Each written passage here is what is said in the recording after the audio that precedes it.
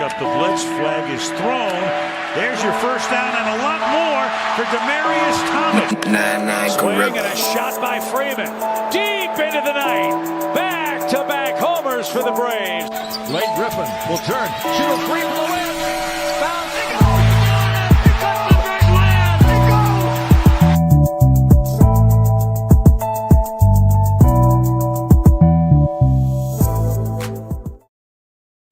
go. All right. Good evening. It's Tuesday. You know what that means? It's not the number one sports podcast in the world. It's not sports for you. Live on YouTube. I'm John. Marketing inquiries will be here later on. And of course, Tuesday, it's a Cody Tuesday. Our brother Cody from Ballers and Briefs in the building as we recap these one shiny moments in college basketball. We are officially 2 weeks away from the NFL draft. We're a week away from the NBA playoffs. Baseball's off and running. And so, not to talk about in the world of sports today. Cody, how'd your weekend go, brother? Man, it's I'm one of those weird people. I work on the weekend, so I do too sometimes. So I've been a little bit low key on the weekends, but trying to do all this catching up on sports and everything, and looking forward to stuff during the week. So it's been a eventful. Let's just say it's been eventful since Friday. Just if anybody that watches wrestling knows, the world has been taken by storm by my man, one Patrick McAfee. So don't worry. Tomorrow night on Sports Street Wrestling, we are covering that from the opening jump. That's tomorrow. Tomorrow's the last Sports Street Wrestling we do it before WrestleMania, because obviously we'll be trapped. Out of us, I'm gonna be traveling next Wednesday. Nessa's trapped. She's actually gonna be in Vegas next Tuesday. JoJo's getting there next Wednesday. Trail's getting there that Thursday. But so tomorrow we actually gonna go through the entire card, Saturday and Sunday. We're opening up with Mr. McAfee and how he wants to fix the business. And man, let me tell you right now, he's been cutting these promos on the McAfee show like this, like it's nobody's business. So I'm loving it. I'm gonna save more of my thoughts about it tomorrow. But anybody who has an issue with it, go pound. But sports, man, it's where we're getting crossover, and yes. The IWC hates it, but I personally I love watching it, and a lot of people that I know that are true, like old school fans of the product, just remember this kind of shit. Like, I think of this in a way of like, what would have been if this was, and I'm not saying everything's Attitude Era, but like this McAfee thing is kind of like, okay, what they tried to do with maybe Mike Tyson with the DX and Stone Cold angle back in the day, like just get a pop from somebody outside the business. I mean, but actually Pat's been in the business, so I don't understand. That's why the IWC is so pissed off about it.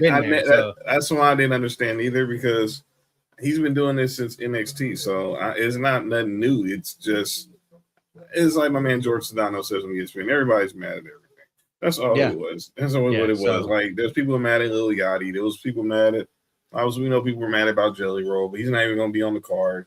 People mad about Lil Yachty being in Trick Williams, but we're gonna talk about that as well. But I think we're gonna see some magic in Vegas that Saturday when Cody and Randy step in the ring for the first time against each other since obviously last year Night of Champions, but obviously we know the history. But we'll talk more about that tomorrow. So y'all tune in tomorrow for Sports Street Wrestling. Might have an early start time tomorrow because we're gonna go through the entire WrestleMania card, so we'll be ready. But let's get into sports here today.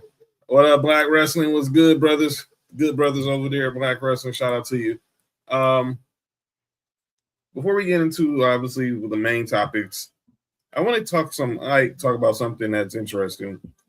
Cody, I don't know how much like me, I only watch baseball if the Dodgers is on, but I might make it a special occasion depending if it's something unique. Like, I'm gonna watch the Field of Dreams game later on this year. Obviously, watch the All-Star game, how they in the playoffs. But I tuned in for that opening night of MLB on Netflix. But I'm gonna say this: it was more about Netflix and less about MLB. And I think people are wondering, did Netflix drop the ball? So I'm gonna paint the picture. So they obviously do the pre-show. Elle Duncan's now over there. She's like the face now of their sports, of their new sports department they got over at Netflix. She's like the face. She's the top anchor there now. And I was never a fan of her on ESPN, but okay. That's just me. So okay, love her, Elle Duncan. She's a Broncos fan too. And then they had Barry. They was able to get Barry Bonds. They got they had Pujols. They had Anthony Rizzo. They have CC Sabathia, Hunter Pence. I mean, it was Matt Vasgersian, Hunter Pence, and Anthony Rizzo were actually, I think, in the booth for the game, if I'm not mistaken. I think so. I think you're right. Yeah, and then they had the extras. Like we talked about it the day before. They had Bert Kreischer and obviously Jameis. I had no problem with Jameis. I thought Jameis was funny. Was pretty funny. I think Jameis has got good, he's got good chops as a future broadcaster of some sort. I think. What up, Sam? Yeah, I think he's going to be. I think he's going to be good. I think I think he's going to kill it when he really takes this TV thing serious, and obviously he's done playing. He's going to actually seriously be good. Uh-oh.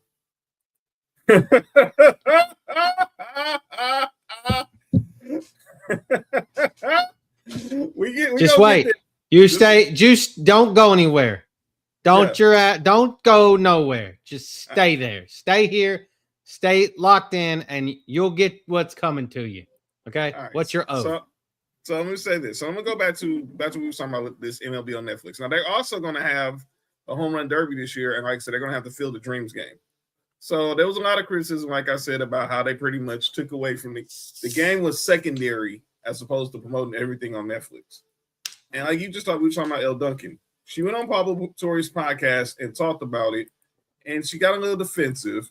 I want to get your thoughts. Obviously, this is the thing about being on Netflix. It's like it's the evil empire. Goliath. You guys are the New York Yankees of media now. Yeah. Mm-hmm. And so you come in and all these eyeballs are on, and it's like, what the are these people doing? Here's what I'll say about the criticism when because there were criticisms about like, oh, there's a stand-up comic. You guys are serving hot dogs after the game. You're trying to make this thing Netflixy. Mm-hmm. Yeah.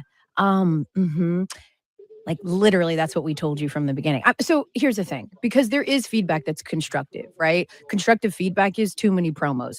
Message received as the person that was reading the promos, the shark one, because it was like, Bert Kreischer out in the water. That sounds like the beginning of a shark movie. Speaking of which, as a broadcaster, whenever you have to say speaking of which, your segue was shit. And so I tried so hard to make that work. So yes, message received, like as soon as we got off air, right? The Netflix brass was like, probably too many promos, message received. Score bug, real feedback. Like it was too small, whatever. That's cool. All of that is real constructive criticism that is very fixable and will be fixed. But whenever there's criticism like that I saw of it was just so Netflix. It was not for baseball purists. Well, first of all, I come from a baseball purist mother who will watch 162 Braves games this year. She would have watched opening day if you would broadcast it on the fucking moon. All right. This was not for baseball purists. You'll watch it anywhere. This was for the baseball curious. And we told you that coming in. This is for and that's a lot of what Netflix is doing in the sports world is yes, for the people that are always going to watch those sports, but also for the people that maybe tuned in to watch Love is Blind, saw the button for opening day on Netflix and thought, all right, I'll check it out. And so I just think listen, this is like going to a Mexican restaurant and then bitching that they don't have barbecue. They advertised as a Mexican restaurant. It's your fault that you somehow thought they were going to serve barbecue there. Netflix has made no qualms about who they are. We're going to eventize these things. We're going to pull people from the Netflix universe. That's what we're going to do.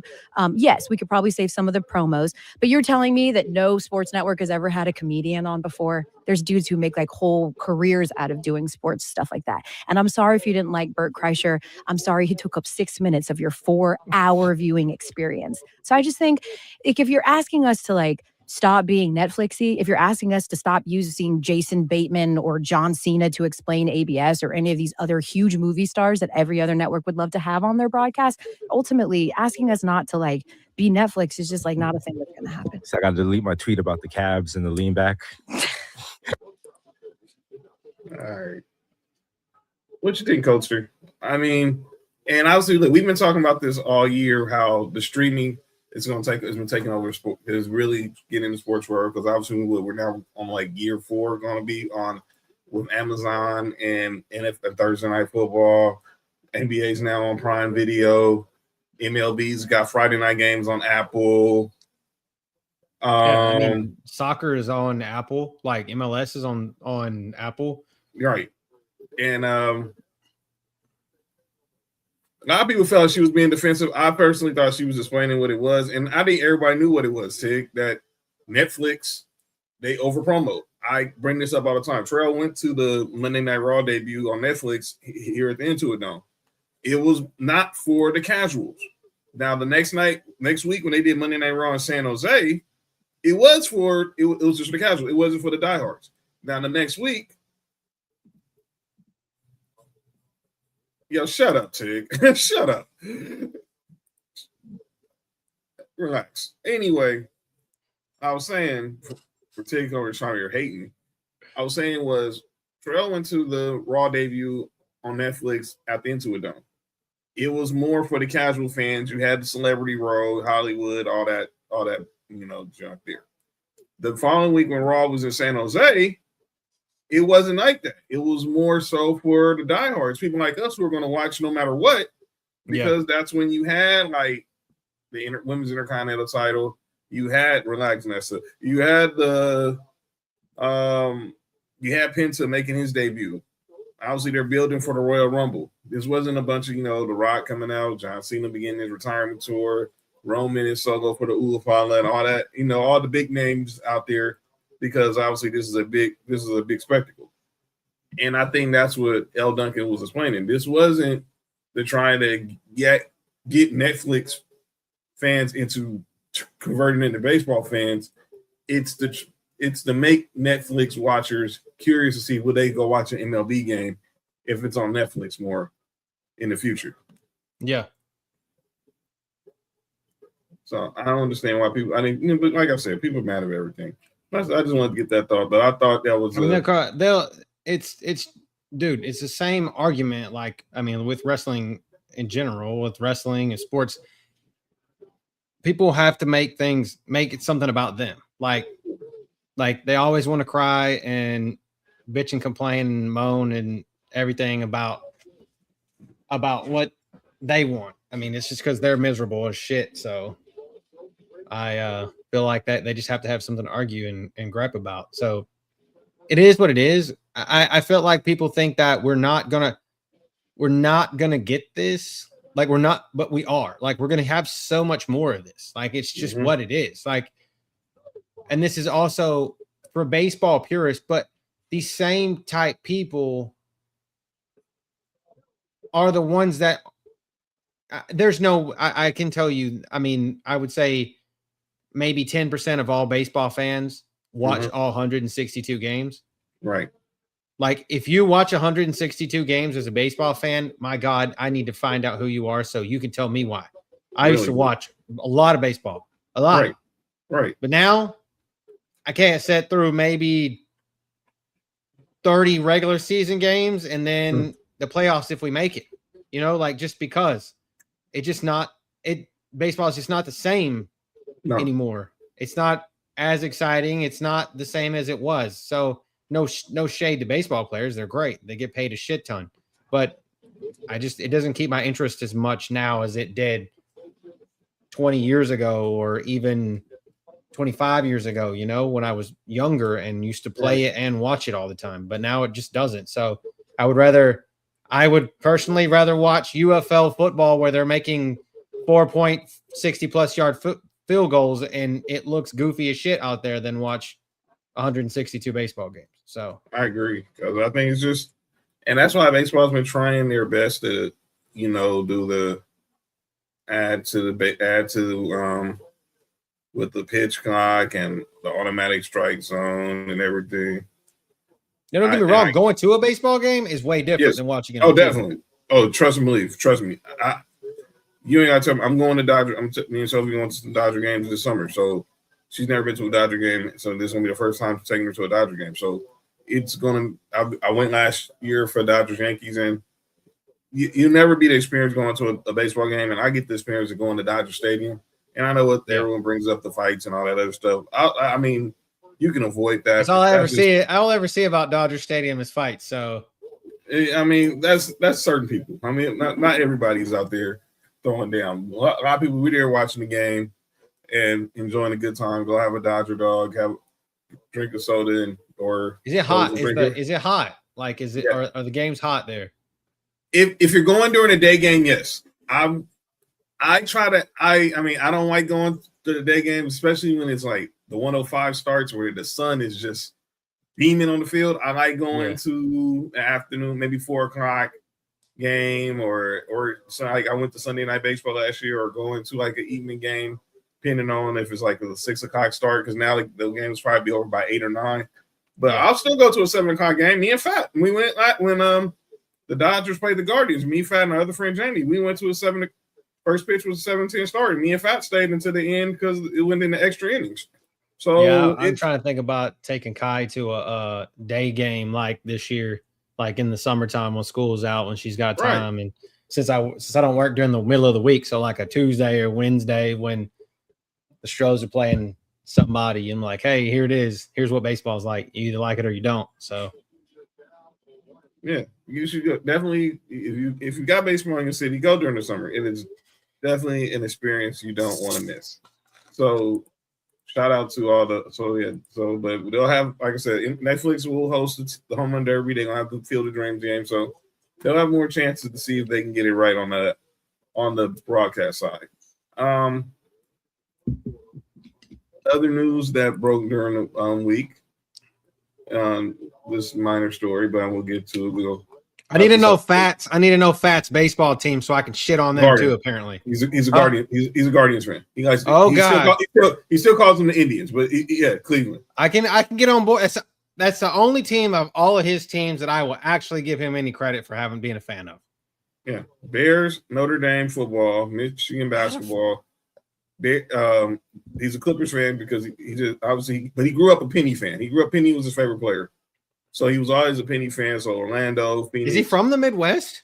No, he's from here, Inglewood.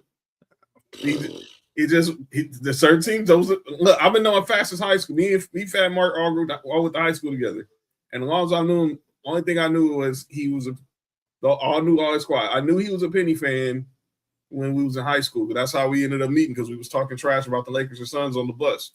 And I didn't probably know until we got older. We was going to school together in college.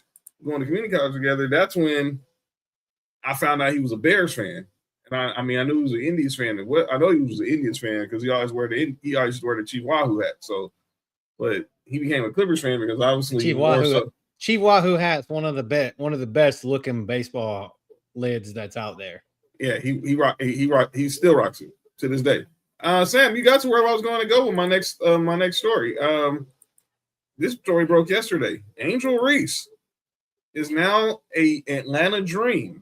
She was traded yesterday in a trade with the Chicago Sky. Sent her and a second round pick swap to the ATL in exchange for 2 first round picks.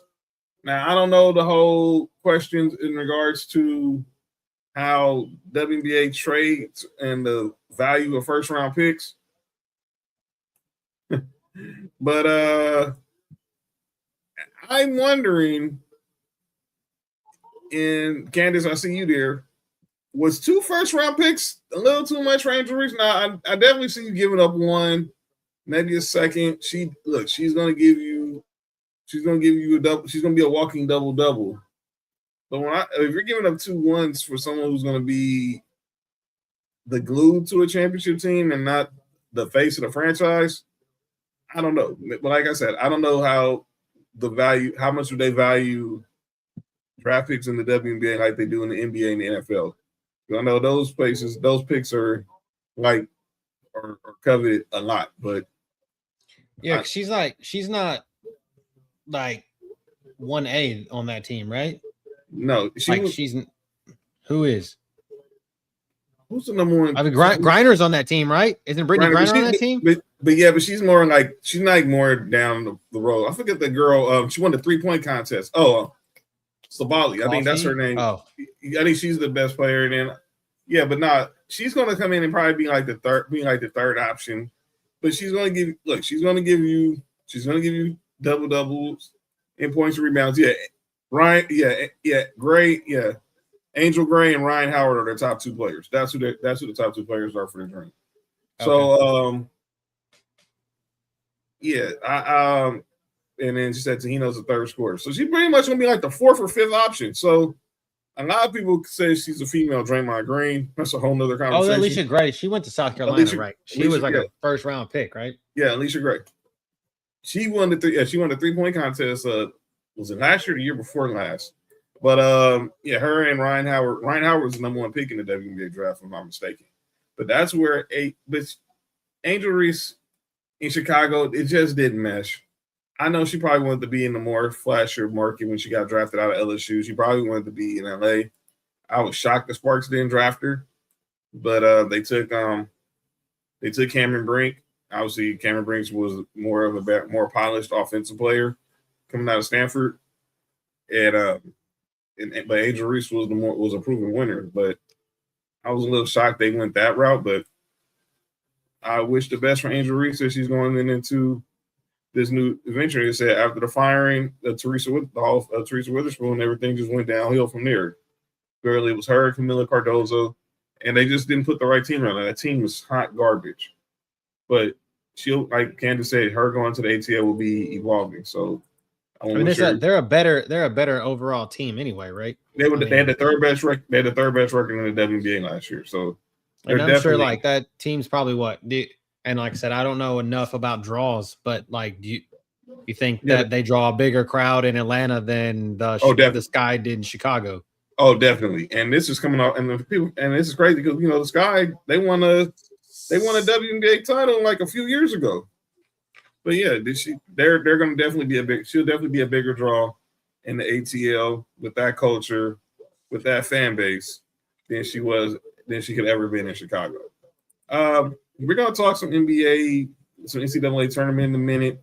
We got some NFL mock drafts to talk about, but I want to get into this story as we're finishing with the tournament. I talked about it with Mark on Friday, but I want to get your thoughts on it. The NCAA is finalizing that they're going to expand the tournament to 76 games. I heard that. What the heck is this, Cody? 76. So we start with what? We started 64? with 64. We started with 64, right? Yeah. And then we added the first 4 out of the play-in. So we added the first 4 and it got to 68. 68. Which still makes total sense. Like I'm okay with that because that gives teams that might make a Cinderella run a chance. Mm-hmm. But 76, dude, that's just okay. So that's all of the Big Ten, 3/4 of the Big East, the about 6 teams out of the SEC. Right. Here are a few of the Big 12, and then a bunch of at-large teams. Like it's just like it's pretty much letting everybody. It's pretty much when me and Mark was talking about that Friday. It's pretty much like basically letting everybody in the tournament without having to anybody that has a chance to beat anybody in the tournament, and then you're gonna still have a bunch of teams that are. How many teams are tournament eligible in the first place? 112 teams, probably 196, maybe 196, about 68 get in. So I'll say you want to say about 112, 120 teams probably are tournament eligible.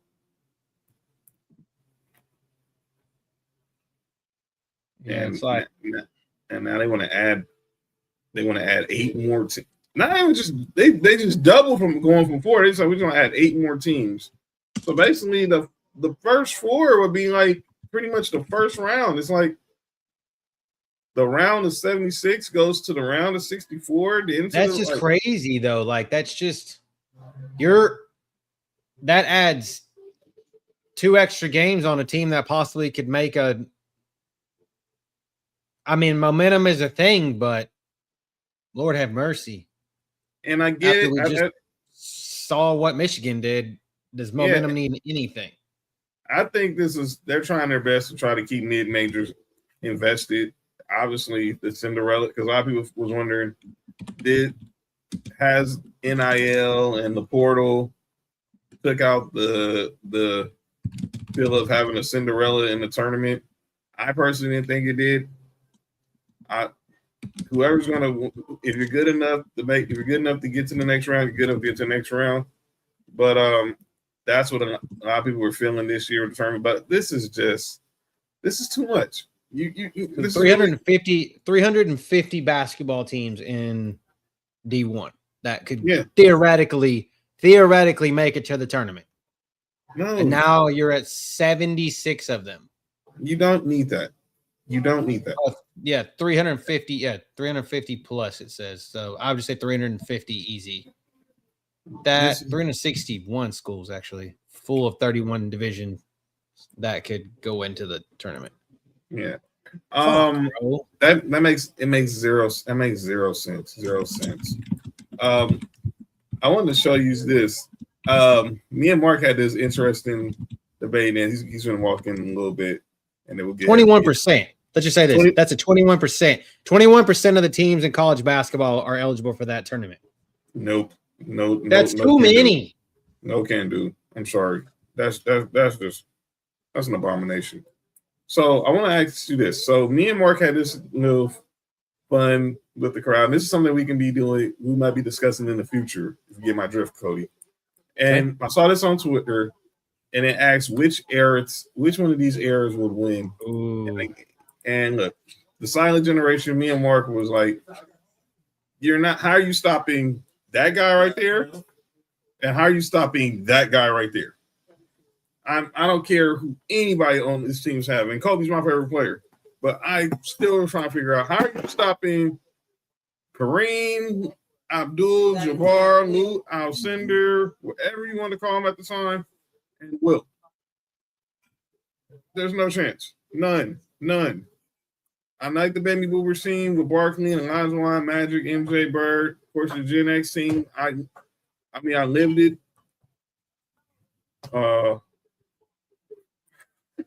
Okay, Fat. Just be easy right now, man. Be easy. We know you're a Cloud 9. We got you in a minute. This Mark is stepping into the architecture now.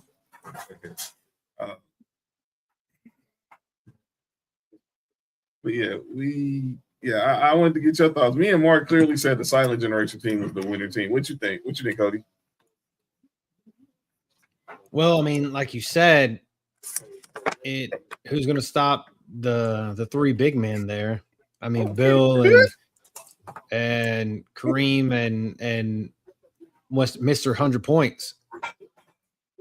Only thing I could think of is that Shaq and Timmy D are going to have to D them up, Shaq's going to just have to bully them, but I don't know, man. That's kind of you're going to have to pick up the weak link there, which in this case has got to be Jerry West. Are we sure it's not Bill Russell? Offensively, it's Bill Russell. Oh, okay. Oh, I'm just saying. Okay, Bill Russell being offensively, but you got what? How would you even man that team on the floor? As the 5. You put Kareem at the 3. No, you put Kareem at the 5. You put Kareem at the 5. Who played 3? He's the most athletic one out of the big. You put Kareem at the 5. You put Bill Russell at the 4. You put Will at the 3. Jerry West is the 2, and Oscar Robertson is running point. So you're saying Wilt was more athletic than Kareem? Yes. Shoot better. Oh, definitely. And he can keep up with it. I mean, you got to think that's a world-class athlete, not just basketball. He played volleyball. He did. That's right. Yeah. He did track. I just think of Kareem. I just think of Kareem as a martial artist and whooping Bruce Lee's ass too. So that's what I'm saying. He's got moves. So I was just thinking that he's definitely up there. They're definitely the best 2 athletes on that team. and it's not even close. But the Gen X team is nice. I mean, literally that Timmy D, you put KG at the 3. Mm-hmm. KG's automatically the 3 there. Timmy D's the 4. Shaq's the 5. Who you put? Obviously, man, I don't know if I would move Kobe down to the guards like the 1 and let AI just play his true 2 spot. Kobe could play the 1. That's what I was saying. Like Kobe played the 1 and keep AI at the 2. Hey, Tig, relax. Pretty good. Will scored 100 in the same arena. Magic called Come on now. Come on, Tig. Hey, Tig, even if you don't believe 100, you still average 50. Average 50. At 25 rebounds. Average 50. Okay, at 25 rebounds. Are we playing with a 3-point line or without 3-point line here? I'm still with the 3-point. Okay, then we're okay. So then I think that you might have your silent generation might not, because you steal a couple possessions and then get a couple threes from these guys that at least can shoot threes. I mean, even with the baby boomers, Larry Bird out there just chucking them up there.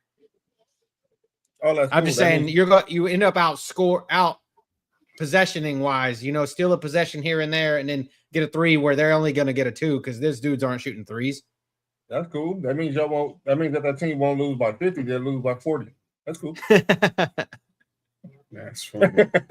That is so funny. All right, Mark, welcome to the show, brother. Glad to see you. We was talking about a couple of things before you walked in. We talked about I got Cody's thoughts on this crap right here. Me and you discussed on Friday, just letting the whole NCAA tournament and whole NCAA into the tournament. And I just said it was 21%. It's 21% of all teams. So 21%. You might as well just go ahead and make it fucking 80 and make it around 25 if you're going to do that. I said you might as well add all 116 teams. Basically. And then it's 360 eligible for college basketball. 116 is for football. That's just because you got to remember all of these schools. Because I went to college, we didn't have a football team. We were specifically only a basketball team, and our women's team made the tournament. We even made the tournament while I was there because we won the Sun Belt at the time. So all these schools that don't have a football team, you're forgetting about. That's another 150 of them or 200 schools that don't, like the St. John's of the world. So, or that have a football team that are Division II, like Colgate, for instance. They can play in the tournament basketball wise, but they can't. Their football team's a D2 school. Colgate. The home of a Donald Foyle. That's the only person I knew Colgate was toothpaste or a Donald Foyle. We talked about this also, Mark. Angel Reese. Oh, that's good. That's good. That's good for Angel Reese. But I'm gonna ask you this: 2 first-round picks. And I preface this was I don't know how the WNBA values they draft picks like the NBA and the NFL compared to NBA and NFL. But she got 2 1s and they do a pick in the Dream got a 2nd-round pick swap with Angel Reese. I'm gonna say yeah.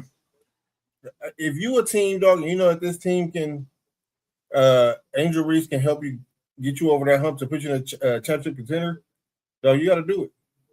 And I think that with adding Angel Reese, you putting her with Brittany Griner, and they got good guard play over there. Dog, that's you putting yourself in a position to win. I think she's going to flourish there, and she's definitely going to be accepted by that ATL culture way more than she would have been in the Shy. So that's no disrespect to the Shy.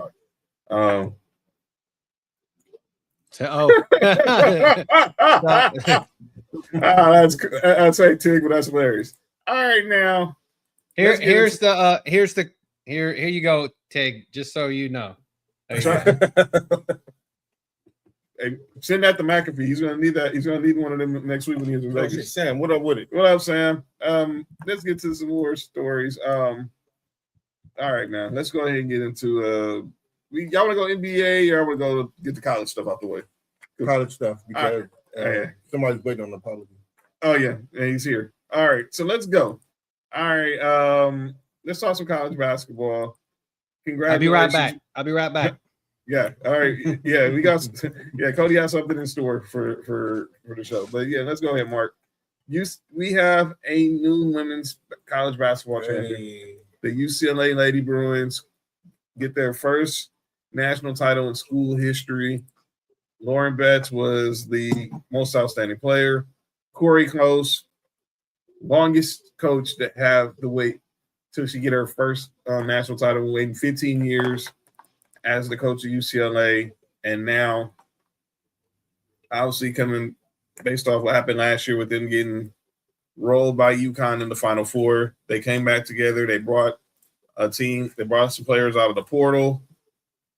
And now they are national champions. And I'm going to say this. We picked Friday, me and you picked UCLA to beat South Carolina. But I didn't see that. I wasn't expecting that. And I'm not saying, I'm not going to act like I'm a women's college basketball expert, but I know coming off what I saw from South Carolina Friday, I knew they would lose, but I thought it would have been more of a tougher contest. But then UCLA just looked it. It was a bigger team. I was surprised too, but then I went back and looked at the last time UCLA played South Carolina, which was at the beginning of the previous season, not this season before. Not this season, but season before. They blew South Carolina out that game too. All right. Small world. Yeah. So again, we picked UCLA, man. Congratulations to the Lady Bruins, man. I hope y'all got A-clap that night. You know what I'm saying? By the way, they're at the Lakers game tonight. They're going to be honored in the first quarter. They're trying to get A-clap at the Lakers game? Yo, you good?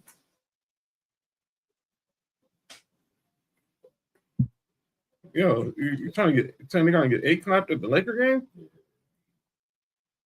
Good point. Never mind. But shout out to Gabby Jaquez, obviously the sister Jaime Jaquez, and obviously Lauren Betts, Sienna Betts. They all balled. And salute to South Carolina. I think Don Staley, I know this is killing them inside the fact that they went to the Natty 2 straight years and have felt defeat. Mm-hmm. But I think they're gonna eventually have to get. They might have to go in the portal. They are. I think they'll go this year and get a portal. Listen, I think Albie Crooks is going to one of the USC schools. Mm-hmm. I think USC out here or the University of South Carolina. For those who know, Allie, she's the star at Iowa State. She didn't enter the portal last week. And yeah, they had it. And obviously teams with the portals now open, teams are going to be looking to see who can they try to pry to their university for this coming up season. The Dodgers looking good. They still own Canada. So they're still on Canada. Oh boy. Here we go. So the next thing we want to talk about is the national champions on the men's side. So we need to get this out the way. The Michigan Wolverines, they win their first title since 1989. The Fab Five was there on Saturday when they steamrolled Arizona, and they win last night over UConn. Dominant. It was a tough game, physical game. Obviously the 3-point shot wasn't falling, but in the second half, but they got it done. But at this time, we have our guy Cody here, and he has a statement he wants to make to a certain listener. So what we're going to do is we're going to let Cody have this moment to himself. Cody, take it away, brother. So I have a formal written statement to one Mr. Fat. Sir. Okay.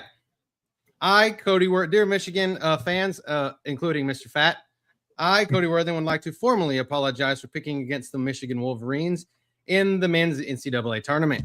In hindsight, I underestimated your team's resilience, talent, and determination on the court. My decision not only reflected a lapse in judgment, but also failed to recognize the spirit and excellence that the Wolverines bring to every game. I sincerely regret my choice and the doubt it implied. I have learned from this experience and will carry renewed respect for the Wolverines program moving forward. Congratulations on proving me wrong in the best possible way. Respectfully, Cody Worthen. Oh, you know what? My God. Fuck that. Fuck that shit.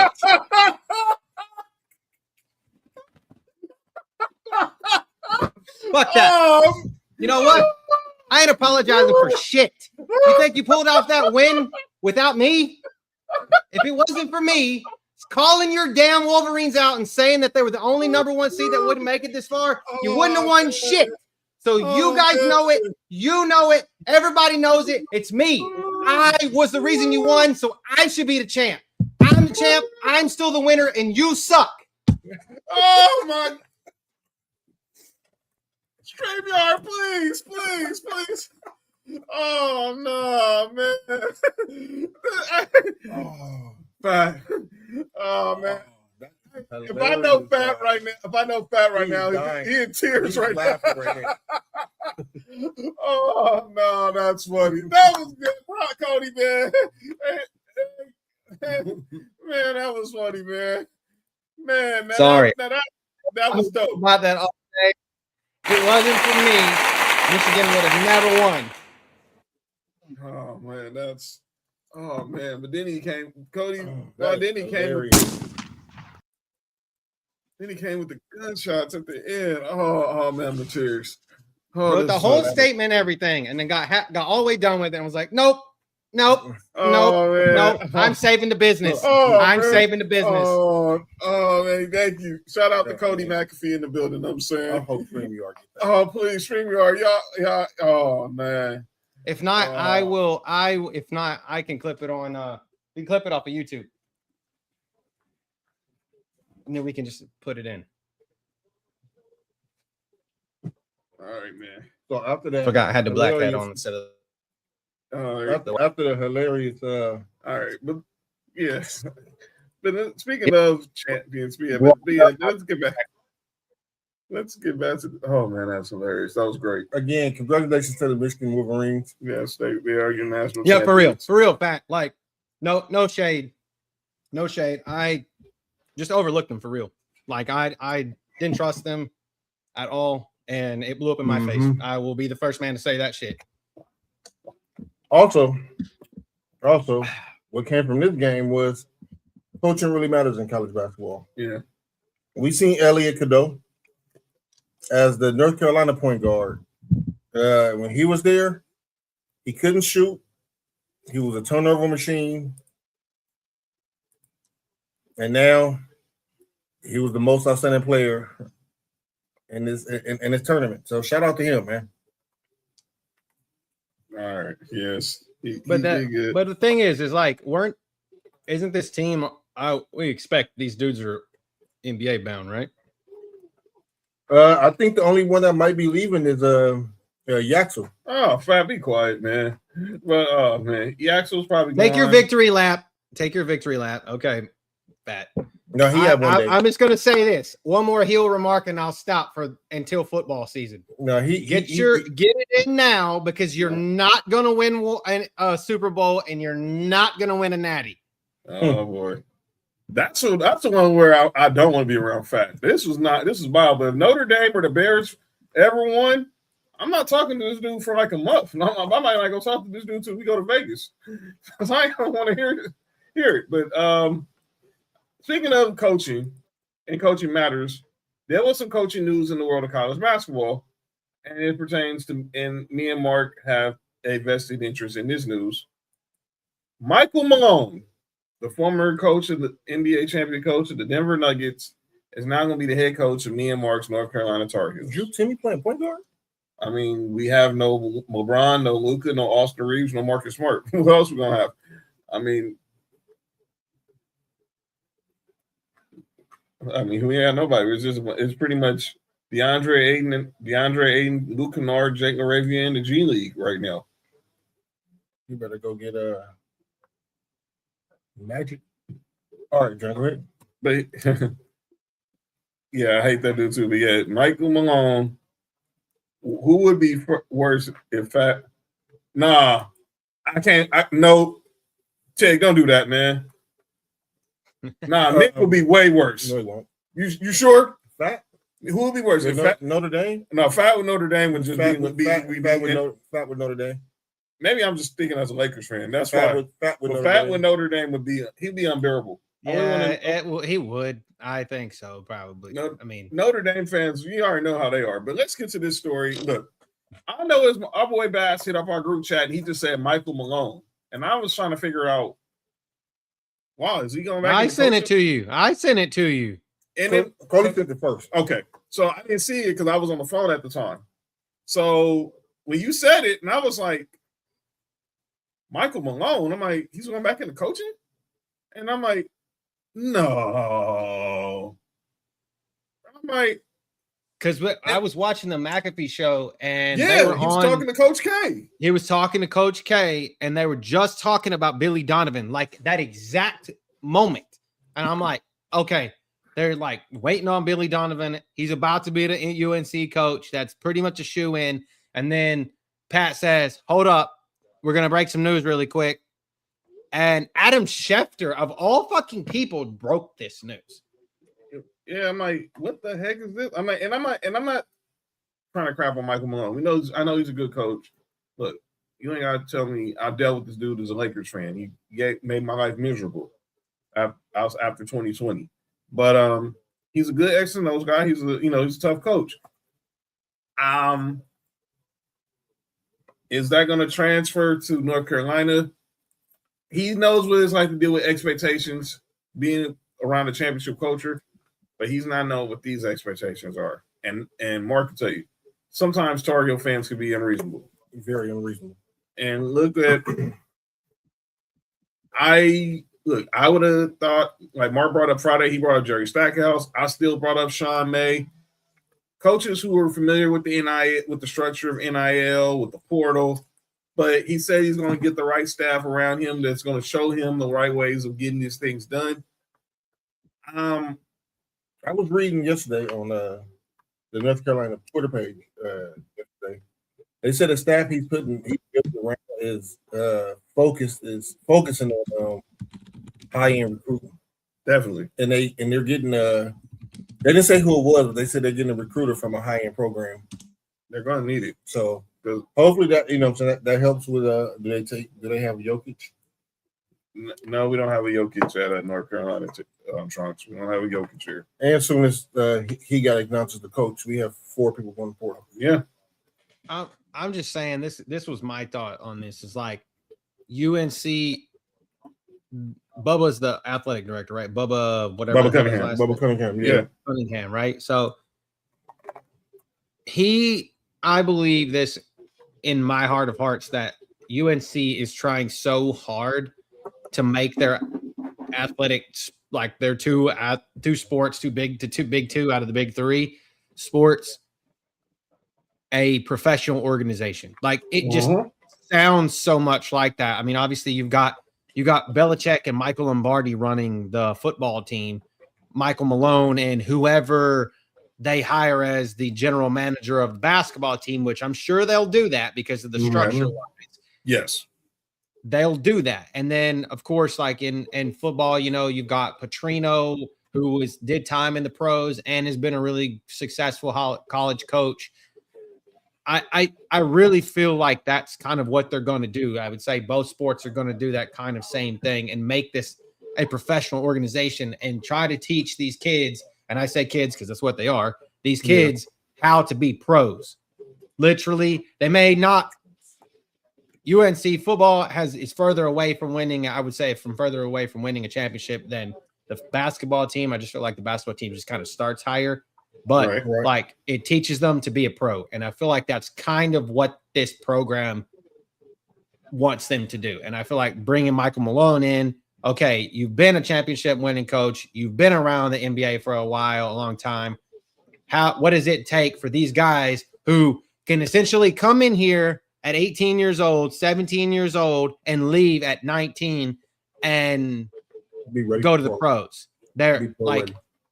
Yeah. So what is it going to take? You have 1 year to make them what you wanted on your basketball team. Right. In Denver. So I kind of feel like, to me, that's what makes the most sense. And maybe that's just me trying to justify this hiring, but that's the only way that I can. What was your reaction? I wasn't sure if I liked that person. That's where I was too. I was maybe kind of thinking somebody who had more college experience and understand it. These kids want to get to the league, but it's a difference between college basketball and NBA. Mm-hmm. It's played different. It's a different pace. It's taught different. Everything is different about it. So I was kind of hoping that if we had somebody, they would have had some kind of college experience, like we were talking about Billy Donovan. But I mean, through and through, he's a good coach. I just hope that he has all the people around him that can help him translate this to the college. Yes, Dusty did. Okay, God damn it. Yes, Dusty May was a good coach. That's why North Carolina was going after him. But unfortunately, I knew that was pie. I knew that was pie in the sky. I was with Mark the same way. I thought more of a college coach. Look, we all saw the names that was out there when we fired Hubert Davis. Everybody knew North Carolina was going big game hunting. Yeah. But we know they were going big game hunting. They were going to try to maybe go with Rick Pitino. He got a new contract with St. John's. Tommy Lloyd, new contract from Arizona. I didn't think Dusty May was ever was never a realistic possibility. He's not leaving Ann Arbor. Some people thought the Iowa coach. Some said the Florida coach.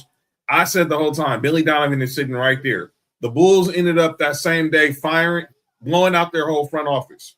GM gone. VP of basketball operations gone. What up, JoJo? Only person there left is Billy Donovan. Hey, JoJo. Only person left there is Billy Donovan. What was the rush? I get it because of the portal. But if you knew there could have been, I don't know who Bubba Cunningham was. How did they come to the conclusion with Michael Malone? And again, What's up, Bella? What up, Bella? I'm down to give him the benefit of the doubt because I know what a good coach he is. I would have preferred someone with a little more college experience. Michael Malone hasn't coached college basketball in 25 years. He was an assistant, I think, he said it was an assistant at the University of Manhattan. But this is a totally different world from the University of Manhattan. This is Chapel Hill. And what he was saying in his press conference, I was listening today while I was on my way from picking up Sophie from the Y. A lot of the former players, I don't know which former players exactly was in his office, we're saying, things at UNC have not felt like the same. So pretty much I'll put it like this. I know that's code for it. Things weren't the same, haven't been the same since Roy Williams retired. It won't be. It's not going to be. It was never going to be. It will never will be. It was the same when Dean Smith retired. As North Carolina fans, we have to stop comparing whoever it is to Roy Williams. Or Dean Smith. Well, I'm not going to even go Dean Smith. I know, but but somebody's gonna go there. But you're right. But we have to stop comparing what Roy Williams did to whoever we hired. That's always gonna be a recipe for failure.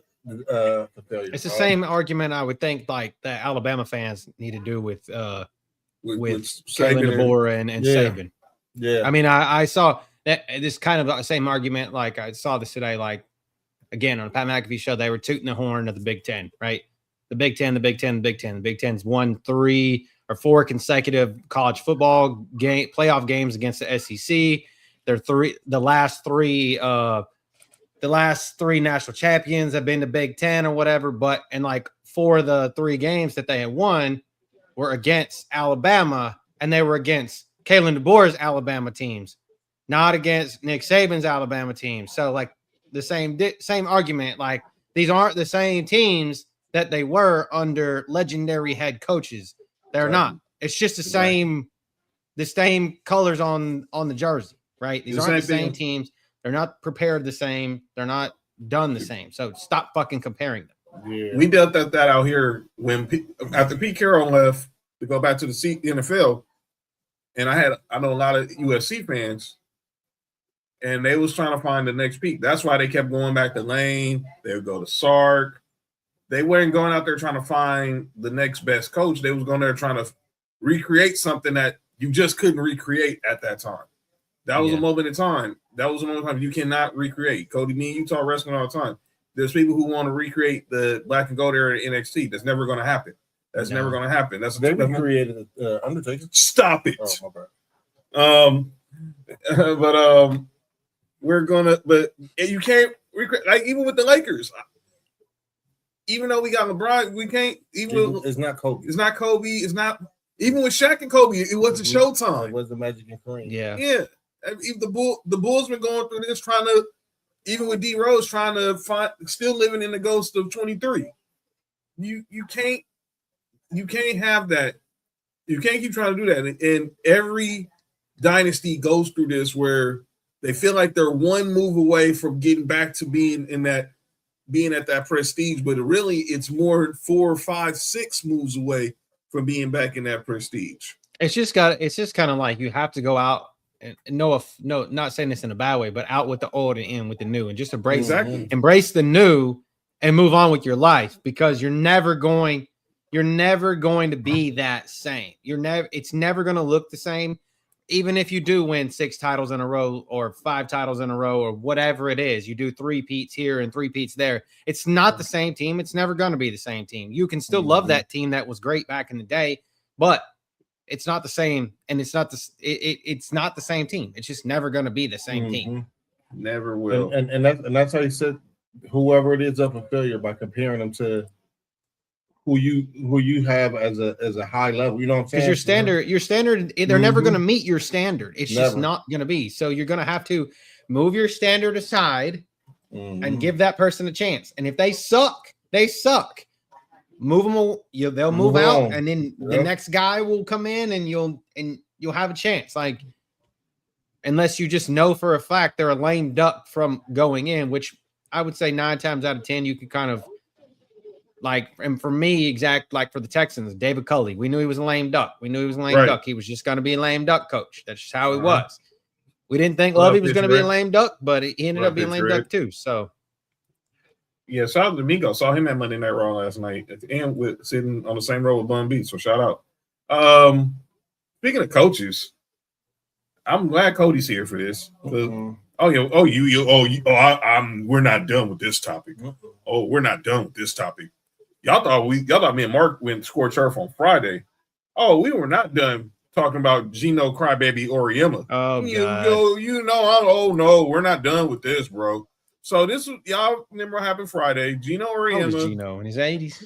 70s. He obviously had this yelling situation with Dawn Staley because apparently he didn't shake her hand post-game. He only shook pre-game. Which he did. And it was crap. And then, he kind of went off on how she was getting favorable calls during his in-game interview with Holly Rowe. Wait, John. Stop right there.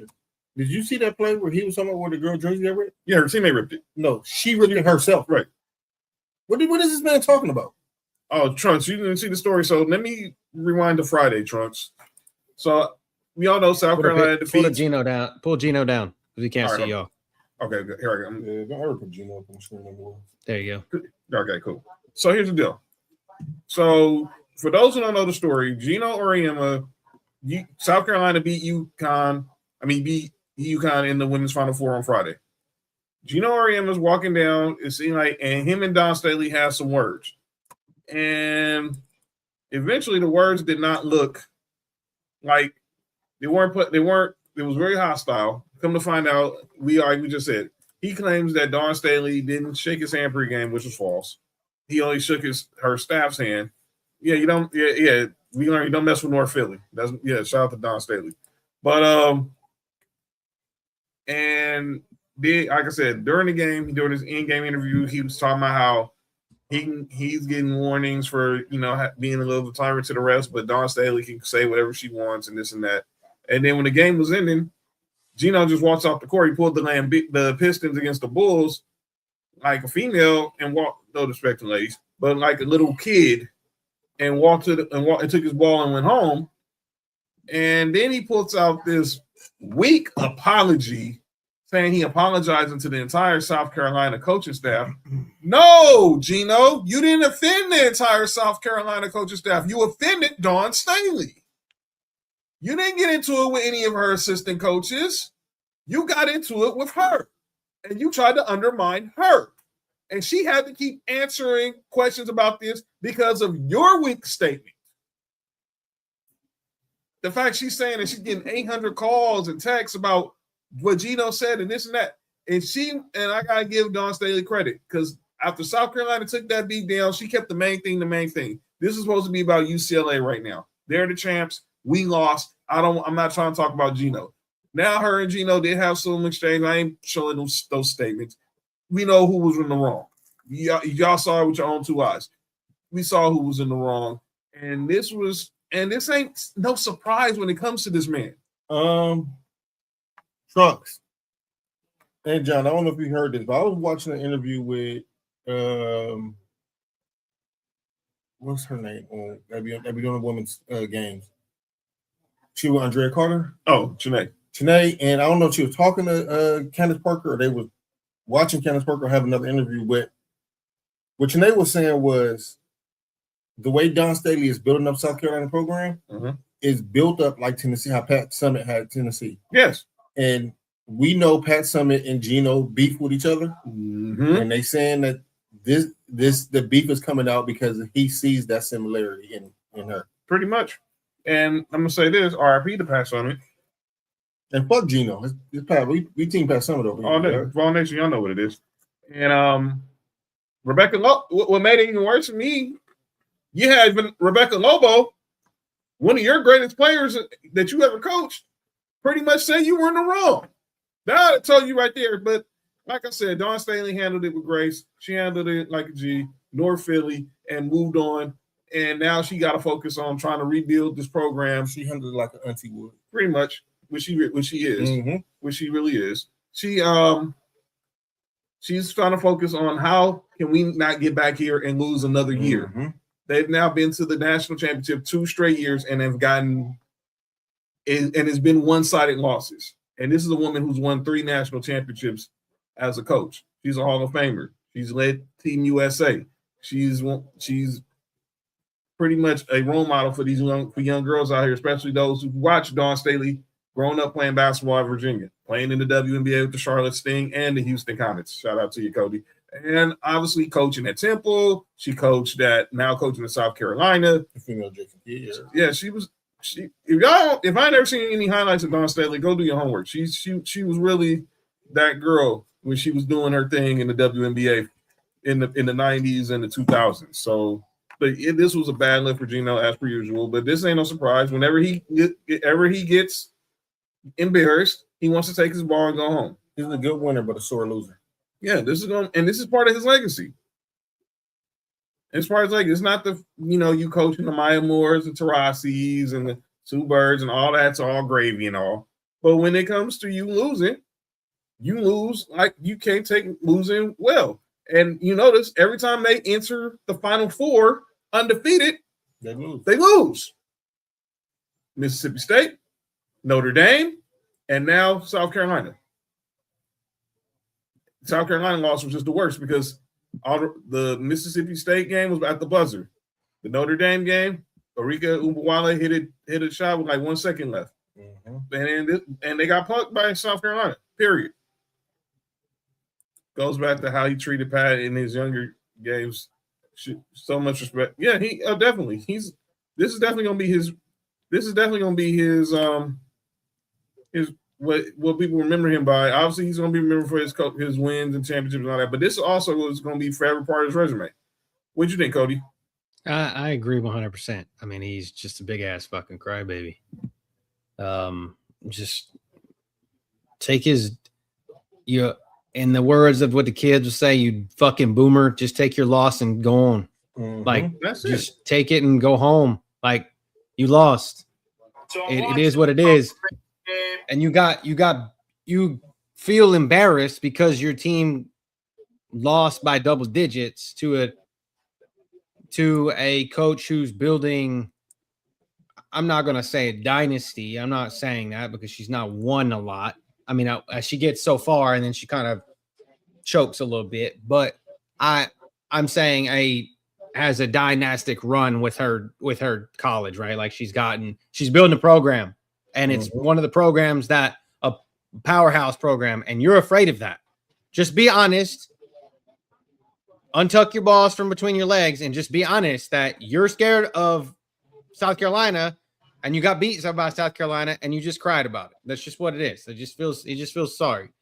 I don't know. It's crazy. Yeah, it is. Enough of this topic. No, she gets so. I'm just saying, like she gets so far and like she loses. That's what I'm saying. But she's building a program. She's building a program. But that's what we're looking for. She's won championships. Yeah, that's what I'm saying. But like recently, she's getting there and she's running into what seems to be 2 brick walls the last 2 years. Just 2 brick walls, and she can't break through the brick walls. And I'm not saying that's her fault. This is about Geno being a bitch. Not about Dawn losing. This is about him seeing that his empire is. No, so, some bigs. Okay. Candace, I just said, I don't know if you heard, but I think that Audi Crooks, the big from Iowa State, she'll fit perfectly with that squad. I think she's going to either one of the USC schools, either out here USC or South Carolina. Definitely keep your eye on that. Going to get cooked by Audi Crooks. Mm-hmm. By the way, I just saw on Twitter, Lane Kiffin had a reunion with Jamarcus Russell. Obviously, now that Lane's at LSU, him and Jamarcus Russell had a reunion with Jamarcus Russell. Let's get to some more topics to talk about. Let's go to the NBA, then we're going to go to the NFL. We got a couple of mock drafts to talk about. I need Nick. I need to talk to Nick about something. He'll be here this Mendoza stuff. I need to hear his opinion. Yeah, well, they should be on the way. He's checking on Nico right now, so he'll be here in a little bit. The Basketball Hall of Fame was announced on Saturday, and here is the class of the 2028 Naismith Memorial Hall of Fame, 2026. Here we go. Here we go. That's the name one. All right. So here's the class. Rep official Joey Crawford, Gonzaga head coach Mark Few, Glenn Doc Rivers, Amari Stoudemire, Elena Deladon, Shamika Holdsquaw, Candace Parker, and Mike D'Antoni. And you say his name and he appears. Ladies and gentlemen, welcome to the show, the one and only Nick Freeze. Nick, what up? I believe in Nick Freeze. What it do? You're at right time, right place, right time, Nick. Nick, what up with it? Let me say this. I know you was getting everything right with Nico. You need to go back and watch to hear Cody's apology to Fat about Michigan. Oh, that's hilarious. I guarantee you, if you needed to laugh through the day, it was that. That's funny shit. But yeah, we're gonna talk some NFL in a second because obviously Cody has some wants to hear your thoughts on everything going on with Fernando Mendoza. But here's the Hall of Fame class once again. Let me add it back to the stage. Here we go. Joey Crawford, Mark Few, Doc Rivers, Amari Stoudemire, Elena Deladon, Shamika Holdsquaw, Candace Parker, and Mike D'Antoni. Hey man, look, I defend Mike D'Antoni a lot, even though I'm not a big Mike D'Antoni fan. But he deserves to go to the Hall of Fame because his offense has produced a lot of Hall of Famers. I mean, a few MVPs, and it's used very much by other championship teams. The only difference is the irony and everything. He's the only one that hasn't won using his system. Yeah, he's been a 2-time Coach of the Year with the Rockets and with the Suns, obviously, the 7 seconds or less. And he's just a better coach than Doc Rivers. Go ahead. Steve Nash won 2 MVPs. James Harden won an MVP there. Trump said Amari. Yes, Amari Stoudemire is a Hall of Famer. That's not the question. The question is the name before Amari.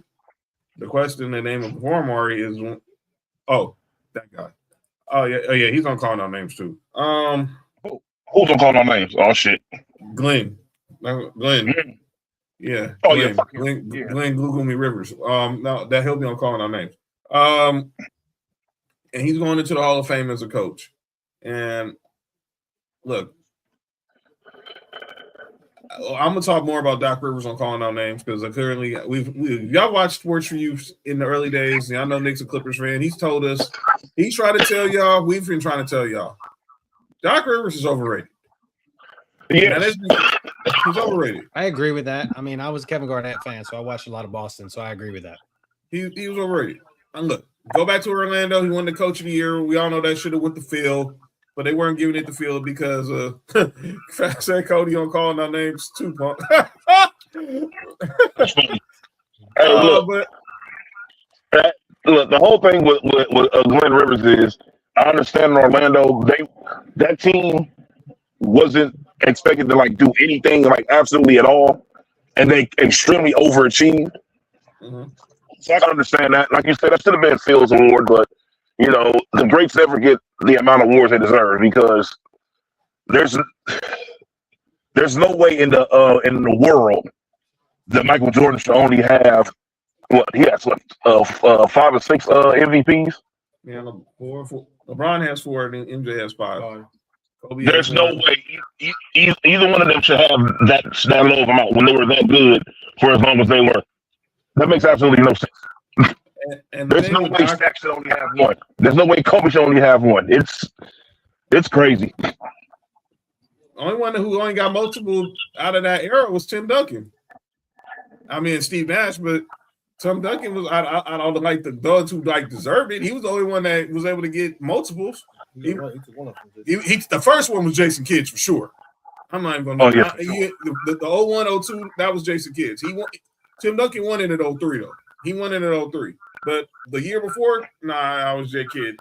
I don't think Amari is an automatic HOF. That was.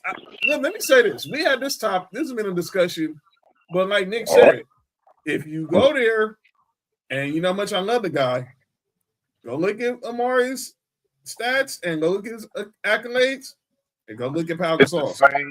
It's the same as Pau Gasol. Amari Stoudemire and Pau Gasol have the same NBA career minus championships. Minus playing with Kobe. Amari has more All NBAs and I think more All Star appearances. I think the same 6 All-Stars. I think Amari got 5 All NBAs. Pau got 4. Both were rookie of the years. Mm-hmm. But just like Amari got 2 rings. I mean, Pau got 2 rings. Amari don't. But like this, if you go based off coming out of the better player, we all knew the better player, even when healthy, was Amari Stoudemire. It wasn't even close. And I love Pau, but Amari Stoudemire. Yeah. Amari Stoudemire. Tim Duncan said no question about MVPs. I am questioning because the first one he didn't deserve, Fat.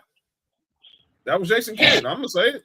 I didn't say he didn't deserve the second one, but the first one for sure should have went to Jason Kidd. But I'll leave that alone. I think Shaq said. Shaq said that was the year when we played. Whatever year we played that week, whatever year the Nets played the Lakers, I was on 2. Yeah, he said I'm playing a real MVP in the finals. They are identical fucking players.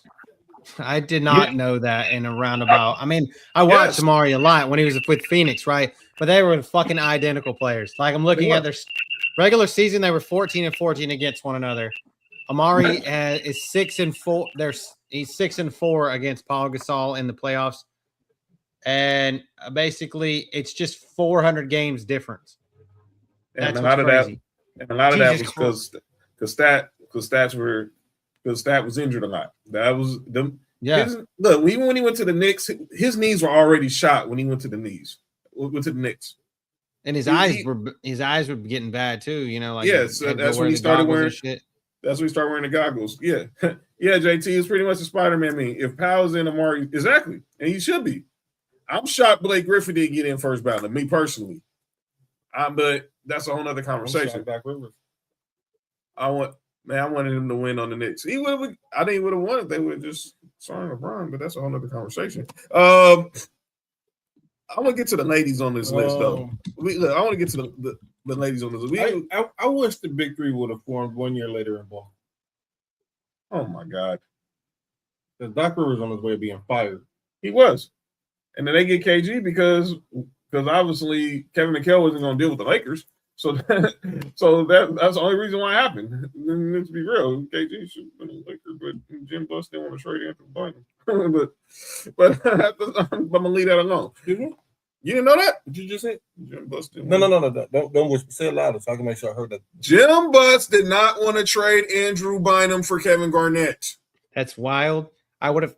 And anybody who's a Laker just fan to say that here, my favorite player of all time, and John. Am I lying, Cody? Any Laker fan will tell you we could have had KG if Jim Buss would have gave the Timberwolves Andrew Bynum and Lamar Odom. But he didn't want to give up Andrew Bynum. Tick. And that's how KG ended up with Boston. Yeah, I'm so glad because I don't know if I could have lived with myself with Kevin Garnett on the Lakers. I don't know, dude. I would have. I think I would have thrown up every time I'd have looked at him in yellow and fucking purple. JT said they would not have been able to control KG. I don't care. Kobe and KG would have been fine. Kobe and KG would have been fine. I mean, we got to deal with KG and Paul Pierce talking forever for the last almost 2 decades. I think we can handle KG and Kobe would have been just okay. I just vomited as much when KG went to Brooklyn. So, like, yeah. Talking about highway robbery. That trade was highway robbery. What? The Boston Brooklyn trade when KG and Paul Pierce ended up in just move on, dog. Ended up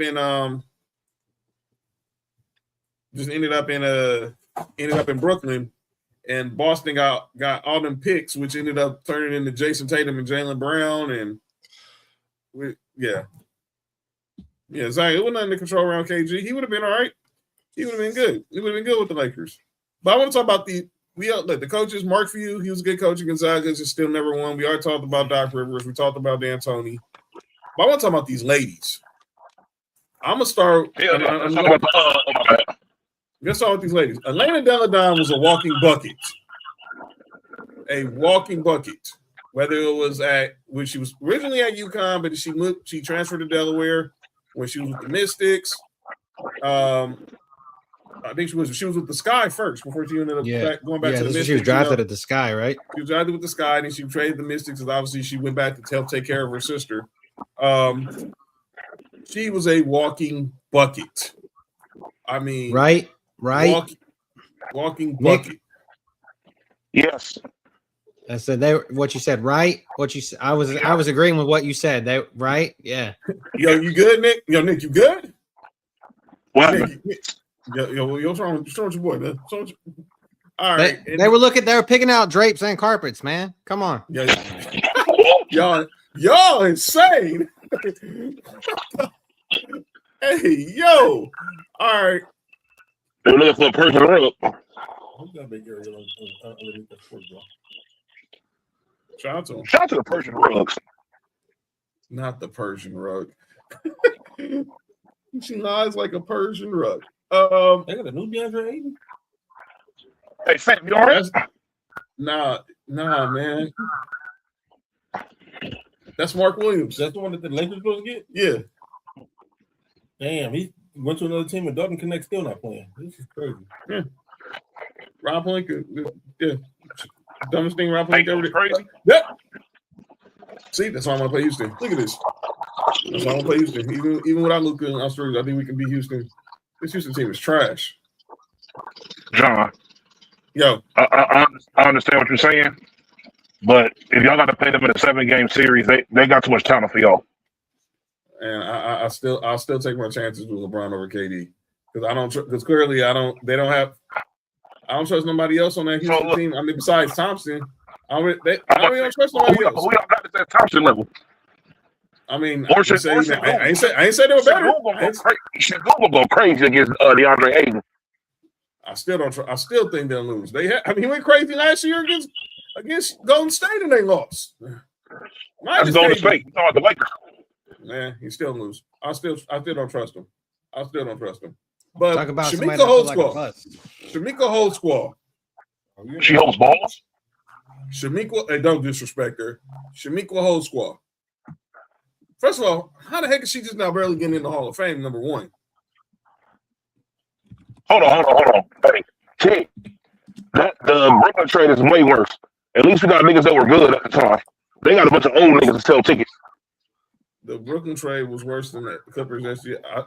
No, the Brooklyn trade was worse because They got 2 all-stars out of this. 2 stars. Yeah. Brooklyn would have had Jason Tatum and Jaylen Brown had they just stand back now, because they would have still been trash. And nobody knew SGA was going to be this good. Nobody. You knew that all the motherfuckers from Boston was old as fuck when you make the trade. KG, Paul Pierce, Jason Terry, and Courtney Lee was the youngest, but even he was near the end of his prime. But I thought the Brooklyn team was actually going to be good with ISO Joe and KG and. Well, because they still had because they had Joe Johnson and they had Joe Johnson and Deron Williams. They had Joe Johnson and Deron Williams when they traded for Magic. Wait, who else heard that? Something wrong with your boy over here. But now remember, they had Joe Johnson and Deron Williams in Brooklyn when they made that trade too. Deron Williams burnt out around that time too. He was definitely at the end of the road. But Shamiko Holdsquaw. Oh, like Wanye, they can look it. No, I'm not going there. Not going there. You know, everybody knew that already. But anyway, Shamiko Holdsquaw. If y'all don't know her, y'all better go do some film study. You good? You good? John, you good? She was you good? Wasn't she a Pat Summit product? Yes. Baller at Tennessee. Baller in the W. Yo, you good? You good? Eesh. All right. Baller. Nick Paul. I don't know. What I do? I don't know, man. I don't know. I'm just talking about Shamiko Holdsquaw, how she was a baller at Tennessee, and then when she was with the Mystics. Definitely in Tennessee. Her last name was Holdsquaw. She was a crazy person. Yeah, I'm reading her bio, her personal life bio. Why you say it like that, man? That's what she was. Look, she had issues with she has issues with bipolar disorder that kind of like ended her career. I wasn't talking about bipolarism. I was talking about going after people with baseball bats. See, that's why. Oh, I know the story. They did a outside the lines about it. It was crazy. I'll issue another apology for her. I'm pretty sure she did some wrong. Yo, relax. Also, the best woman player since she entered college. She was dope. She was real dope. John keeps overlooking that Tennessee only had one player on the women's. Nah. Because the next player announced came from Tennessee. Took things to the next level. No. Right now, they only have one player on the team. Well, yeah, they all today. Ain't my fault. I mean, ain't my fault that they all entered the portal. I mean, RP Pat Summit. I mean, somebody into their portal. Good. Is it still is Tennessee's women's coach still that lady that took over right after Pat Summit, or have they got somebody since then? I think they've got somebody since then. They've had but look, you never want to be the person to follow up a legend. Oh yeah, that lady was on her staff that was supposed to be the next Pat Summit. She was good for like the first year with Pat Summit people or players, and then it was the same thing with North Carolina. We was talking about after Dean Smith. We went to Bill Kim Caldwell. Yeah, she's the coach. She's the current coach. She's the current coach right now of the Lady Vols right now. But what about Candace Parker? What about Candace Parker? What about her? Again, she's going into the Hall of Fame this year. She should have been in the Hall of Fame while she was still playing. Yeah, nigga, she won MVP and Rookie of the Year. That was insane. Only person did that was Wilt, right? I can remember. Well, as far as I can remember, Candace Parker. Did she contribute? Did she contribute to Sheldon Williams' forehead? No, by slamming it into the bedboard. By slamming it into the bedboard, hitting it from the back. Nope. She slammed his head into the bedboard. Yeah, changed everything now. Yeah, she was slamming his head into the bedboard. Yo, that's insane. What's wrong with They were playing. They were playing that Earth of Trading Places.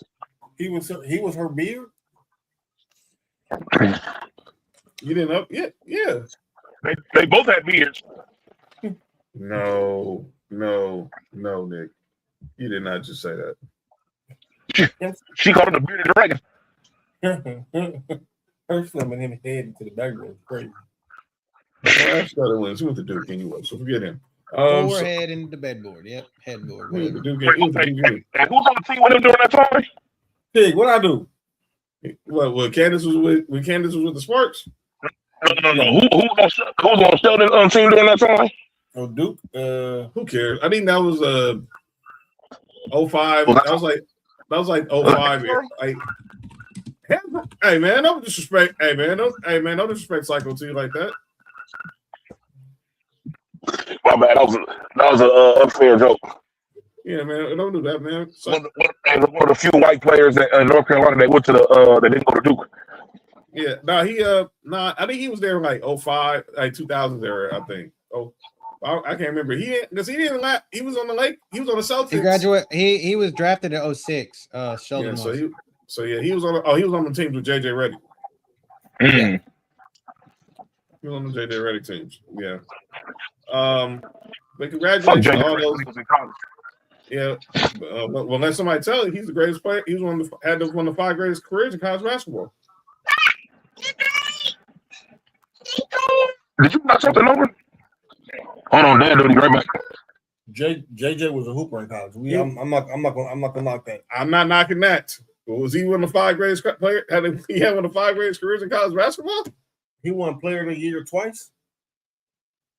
Yeah, but is that better? That's top 5? I'm just saying he had Player of the Year twice, right? Yeah. 2 or 3 times.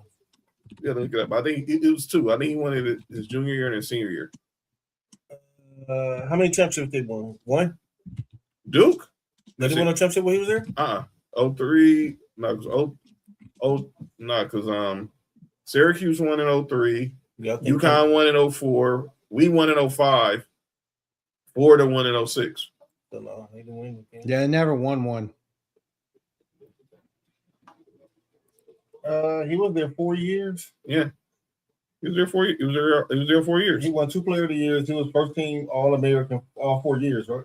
Man, look, JJ Redick was a baller, man, but I don't know if I'm saying if he was on the top 5. No, it was first team All-American twice. Twice? Yeah. Player of the Year once. ACC Player of the Year twice. Yeah. He was he was all freshman and the Wooden Award.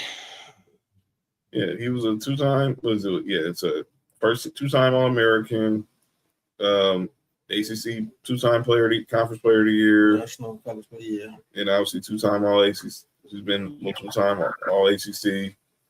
We all know he was in his Player of the Year, his senior year. But yeah, look, man, you ain't got to look. He was good. There was some other careers I probably would have took ahead of JJ's. Well, especially at Duke alone, I would think there was. Say what? Yo, you good? You said he took Wood twice. Staying college 8 years. Wait. Staying. I was thinking that he had the most. He led the NCAA in points 1 year. I do remember that. First in points at like 900 and something points. I think that was it. He has like all the free throw records in the ACC. Now I'm looking at it. I mean, I wouldn't say one of the best guys, but he was a hooper though. I mean, if you just go by accolades, he a hooper though. Go back what Pat said. He stayed in college 8 years. That's crazy. He was only here 4 though. Stay 8 years in college, and people say, "Oh, look at his accomplishments." Well, hell, he stayed there. I think what Pat saying, but he can't do that no more. Well, he was only there 4 years. Ain't nothing wrong being there for 4 years. That's what they paid Kyle Kuzma to do. You said Kyle Kuzma? Kyle Kuzma's back in college. No, shit. I mean, he probably played for Georgia. Yeah, you good? Yeah, you good. What's wrong with you? My bad, How come he said JJ stayed in college 8 years and didn't say Tim Duncan stayed 8 years? Speaking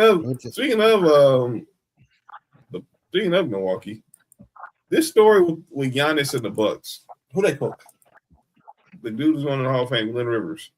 So y'all been following this story with the Bucks where they're pretty much getting investigated for did Giannis actually, are they illegally sitting Giannis out of games? You mean like the Pelicans did with Anthony Davis? Yeah, that. And Giannis claims he clearly wants to play. He's obviously feels like they're trying to sit him out intentionally, and now he's the character witness in his own case. That's the crazy part. And obviously, it talks about how fractured this whole situation is with the Bucks. And I'm saying it from the moment this happened. Giannis needed to go ahead and be the bad guy. He didn't want to be the bad guy because he wants to be out of Milwaukee, but he doesn't want to come out and say it. Just own it. You don't want to be there. But no, you don't want nobody to say, you don't want nobody to say anything bad about you.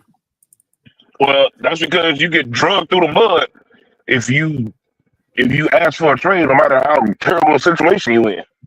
Well, he did. In the summer, he tried to get traded to the Knicks, but they didn't have nothing to trade for him for. Yeah, but it's just the way the media attacks players when they ask for a trade is just ridiculous.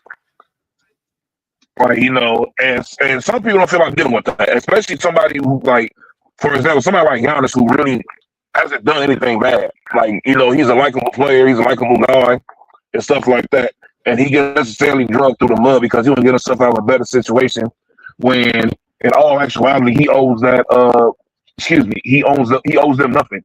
He's won MVPs there. He brought them a championship. He brought them back to relevancy. Everything. His number's gonna be retired there, even though he never had that number in the first place. So it's like, what more can I do for you? Especially when you're in a situation where we're basically going through a rebuild, and I'm in my prime. Well, I can still go somewhere and very much be the best player on the championship team. Very easily still be the best player on the championship team somewhere else. My status as a player is being brought down because of this team.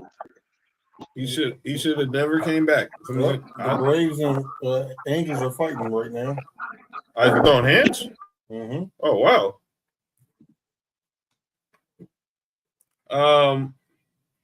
I said it from the moment he went out, Nick. I was like, that's not the Braves.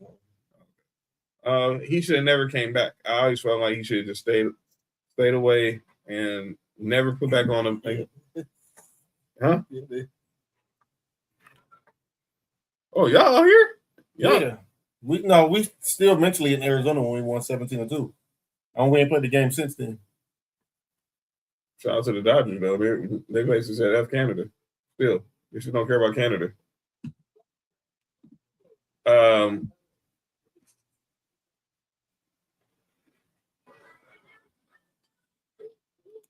But yeah, I think Giannis needs to. Yeah, I think Giannis needs to go ahead and just act out of New York and go about his business. Outside Milwaukee and go about his business. Stop trying to play the nice guy. You're forever gonna be a Bucks legend, but you don't want to be there. So just get going. Get ghost. Hey, adios. Bye. If things couldn't went any worse for the Lakers, losing Luka and Austin Reeves was twice is worse. So now Austin Reeves, he has an oblique injury. He's going to be out 4 to 6 weeks. Luka's in Europe getting some, or whatever type of treatment he is on his hamstring.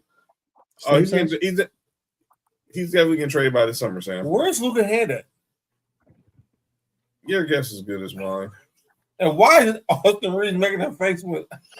I don't know. Where's Austin Reeves hand at? Yo, Nick, what's wrong with you? Hey, Nick. What is Luka doing to Austin Reeves? Make that face, dog? No. What's the heck is up with Nick in this comment? What happened? What he said? Dude, you trying to call me Avon Barksdale right now? What are you saying, dude? Jesus. You trying to call me my Stringer Bell, D'Angelo, Avon Barksdale? What? Said Stringer Balls? Yo, chill. You makes it sound like a dude from The Wire right now. Never mind. But anyway, yeah, they're out for and obviously here's the brawl right now. Yo, dang. Mark's Braves are fighting Knicks Angels right now at the Big A. Ironically, that's a former Brave. And the Braves are up 4-2 right now in the bottom of the 6th inning. Look, I don't think if Luka and Austin Reeves don't come back, the season's pretty. I didn't think they were going to win a championship anyway.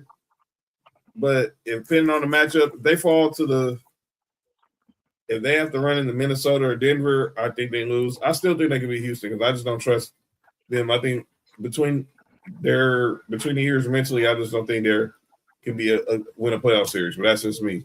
Yo, relax, Nick. Relax, Nick. All right. But let's get to the NFL. Let's do some NFL talk before we get up out of here and get to calling out names. But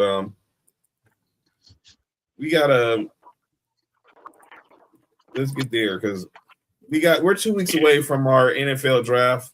For the NFL draft, and of course, the Sports Review Draft Show. Watch along 2 weeks from Thursday. Going down here for round 1. So. Oh yeah, and I'll make sure I'll be there for the show. I had to put in a personal day so I can make sure I'll be there for the draft show. He said I'll be sure. He said he'll be sure he'll be there for the draft. He didn't say nothing about no night and day. Relax. So Bill Barr. I don't know about that, Nick. They don't know about that, Nick. So Bill Barnwell, he does a mock draft where he does trades for every pick. So there were some notable ones in this draft. I'm gonna start with you, Nick. He does like a mock trade for each pick. So he has y'all saying y'all trade down one spot with the Jets, and y'all take the 2, y'all get the 33rd and the 103. Would y'all and the Jets would take the first pick and probably draft Fernando Mendoza. Would you have ever considered that, Nick? If that happens, the Raiders already got older Fernando Mendoza. Oh, we gotta get Nick back over here. Nick, no pun intended, Nick froze. All right, there you go, Nick. I dropped my phone. Say it again, John. My bad. So Bill Barnwell has a mock trade for you guys. Y'all trade the number 1 to the Jets. Hey, another former Brave. What the hell are the Angels doing over there? For the number 2 pick, the 33rd pick, and the 103rd pick. Oh shit, that's Travis Arnaud. That's not Travis Arnaud. Yeah, that's what I said. Another Brave. Wow. They got Jorge Solar too. That's what was fighting. They about to turn into the what the fuck was they about to turn into the he's out. He's out.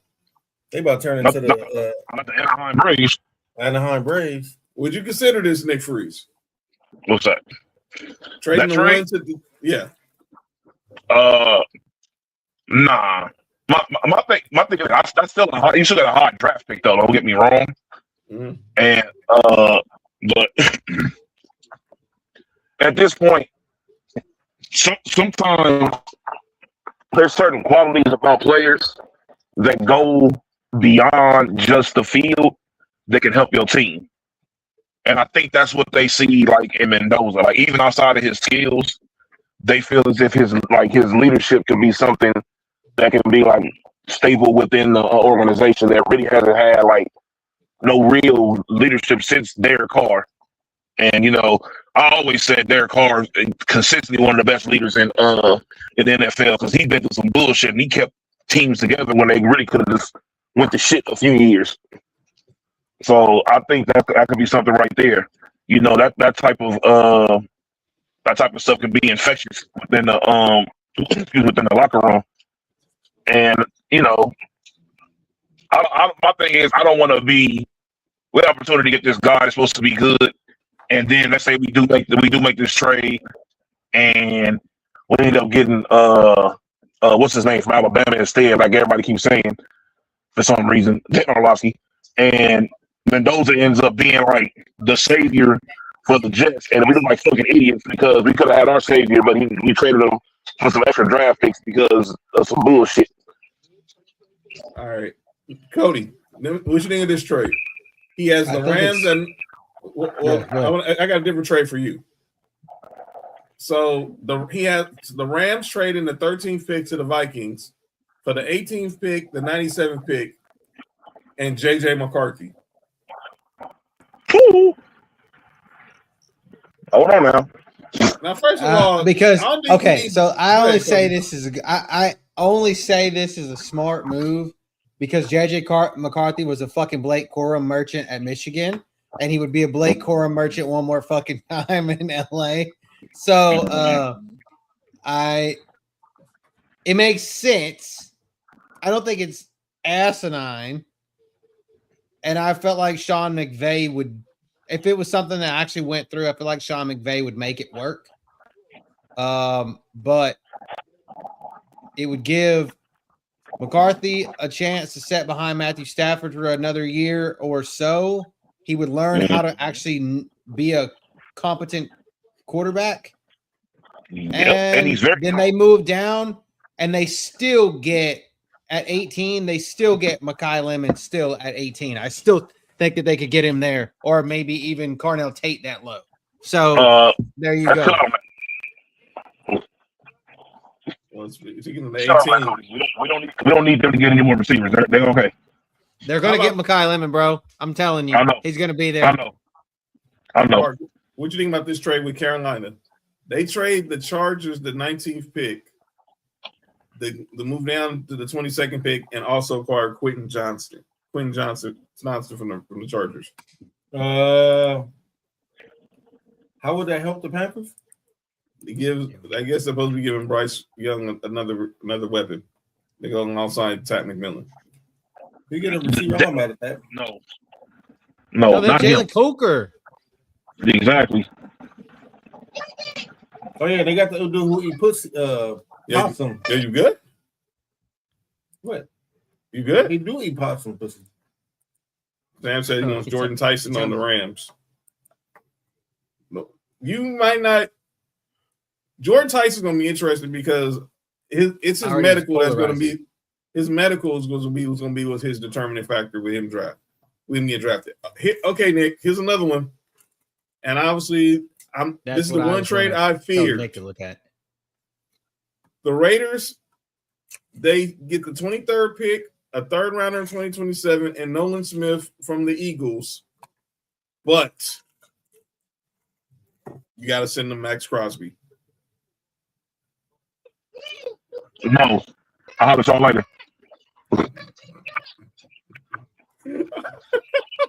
Thank you for not helping the Eagles. Oh, I'm gonna say, well, I help the Eagles. You mean Jalen Hurts, Mister? I don't like Mister. How about this? Mark your Bills. As Mark, give Mark a second. All right, your Bills. Y'all trade out of the first round with the Titans for the 35th pick. Y'all get the 66th pick. Y'all send them a 5th rounder as well, and y'all send them Keon Coleman. So we get a 35th pick. Get the 35th. We get a 2nd and 3rd to give up our 1st and Keon Coleman. Yeah, and a 5th. No. But that sounds like the most Brandon Bean bullshit I ever heard, though. No, it don't. Brandon Bean to say, go back up, John. Brandon Bean to say, you can take our other 3rd round pick and give us our 5th one, and then he'll make that trade. Cody, your Texans at 28 move up the number 19, and with the Panthers, y'all also get the 83rd pick, y'all get the 200th pick and the Panthers move back to y'all 28. They also get y'all 2nd rounder at 59 and y'all 4th rounder at 106. I mean, I don't know what we're taking that high. I mean, my interior offensive lineman maybe, or maybe Sadiq, the tight end out of Fuck, is he Miami? That's where he's from, right? So, like Oregon. Yeah, okay, Oregon, my bad. Yeah, Oregon. Yeah, that's about all that makes sense to me, but I don't know. I would just rather, if we're gonna do that, let's just trade down and get out of the first round and get a bunch of second rounders and deal with it. So all right. This trade, I hope the Steelers will be stupid enough to do something like this. They get the 29th pick from the Steelers, from the Chiefs. They get the Chiefs, obviously, which is the Rams pick. And they get the 53rd pick, 121, but they also get Alan Tyson from the Steelers.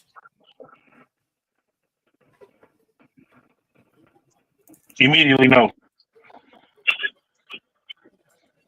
Alan Tyson is nice. Yeah, I don't want him on the Chiefs though. Giving him the fucking Spags would be asking for trouble. Exactly. Nick, how about you Raiders make a deal with Ness's Dolphins where y'all get the 30th pick. Y'all move up. The Dolphins move down to 36. You also give them y'all third round during 2027, but they're sixth rounder in 2027. Mm-hmm. I'm not mad at that because I've always said I thought we were going to trade up into the draft. I have a funny feeling like this year we're going to trade up in the draft, and I think it's going to be somewhere around that pick. And I think we're going to end up drafting like somebody to help on offense, maybe, or maybe if there's like a really good defender available around that time, we might get one. But I just have a funny feeling that this year we're going to like trade up or draft Kobe Lane. All right, so Peter Schrager has his mock draft. He only does one mock draft a year, so this is his one. Two. Well, this is his first one. Week 1, and then the day before the draft, I think. Right. So this is his first one. Obviously, he has Fernando Mendoza going to Knicks Raiders. By the way, Mendoza announcing he's not going to be in Pittsburgh for the draft. He's going to stay in Miami with his family. So many people are like, we've never seen that before. I'm like, you guys have not watched the draft in the last decade. I mean, yeah. Trevor Lawrence, Myles Garrett. Baker Mayfield. Joe Burrow wasn't there, even though it was a COVID draft, but still, that still counts. Trayvon Walker. Wasn't there when he got drafted number 1 by Jacksonville. This is nothing new. So here's the rest of the first round. He has David Bailey going to the Jets at 2, Arvell Reese to the Cardinals at 3. He has Jeremiah Love going to the Titans at 4. Francis Muigawa to the Giants at 5. Spencer Fernald to the Browns at 6. Sonny Styles to the Commanders at 7. Ruben Bain to the Saints at 8. Jordan Tyson to the Chiefs at number 9. Mansour Delane goes to the Bengals at 10. Carnell Tate to the Dolphins at 11. Caleb Downs to the Cowboys at 12. The Rams get Mekhi Lemon at 13. Kenyon Sadiq to the Ravens at 14. My guy Jamal McCoy going to the Titans at 15. Omar Cooper Jr. to the Jets at 16. Olive Uwane going to the Giants to the Lions at 17. Emmanuel McNeil Warren from Toledo going to the Vikings. I like that safety. Monroe Freeman, y'all boy, Mark and Cody going to the Panthers. Akeem Metasur from Miami going to the Cowboys. TJ Parker from Clemson to the Steelers. Blake Miller from Clemson to the Chargers. Denzel Boston from the receiver from Washington to the Eagles. KC Concepcion to the Browns. Kalen Proctor going to the Bears. Markey has y'all taking Caden McDaniel from Ohio State. Caleb Lamou going to San Francisco. Cody has y'all taking Max Eichenacre from Arizona State. He has the Chiefs taking my other guy, Colton Hood from Tennessee. The Dolphins with our pick taking Dylan Thiemann from Oregon. What's his name? Thiemann or whatever his name is. I don't know. That's the same. New England Patriots taking Keelan Rutledge at 31, and then Jadarian Price, the other running back from Notre Dame, getting 2 running backs getting taken in the first round. You hearing something? Look, Schrager's mocks are pretty accurate. he hears stuff. He hears stuff. This is what he be hearing. Nigga, I'm gonna say this. did you see how much Notre Dame ran the ball last year? They literally had a 2-back system when they basically had 2 running backs running for down there. Well, I don't know if he ran for 1,000, but old boy for sure did. All they did was run the fucking ball. Oh wow! Oh, like take get a little physical.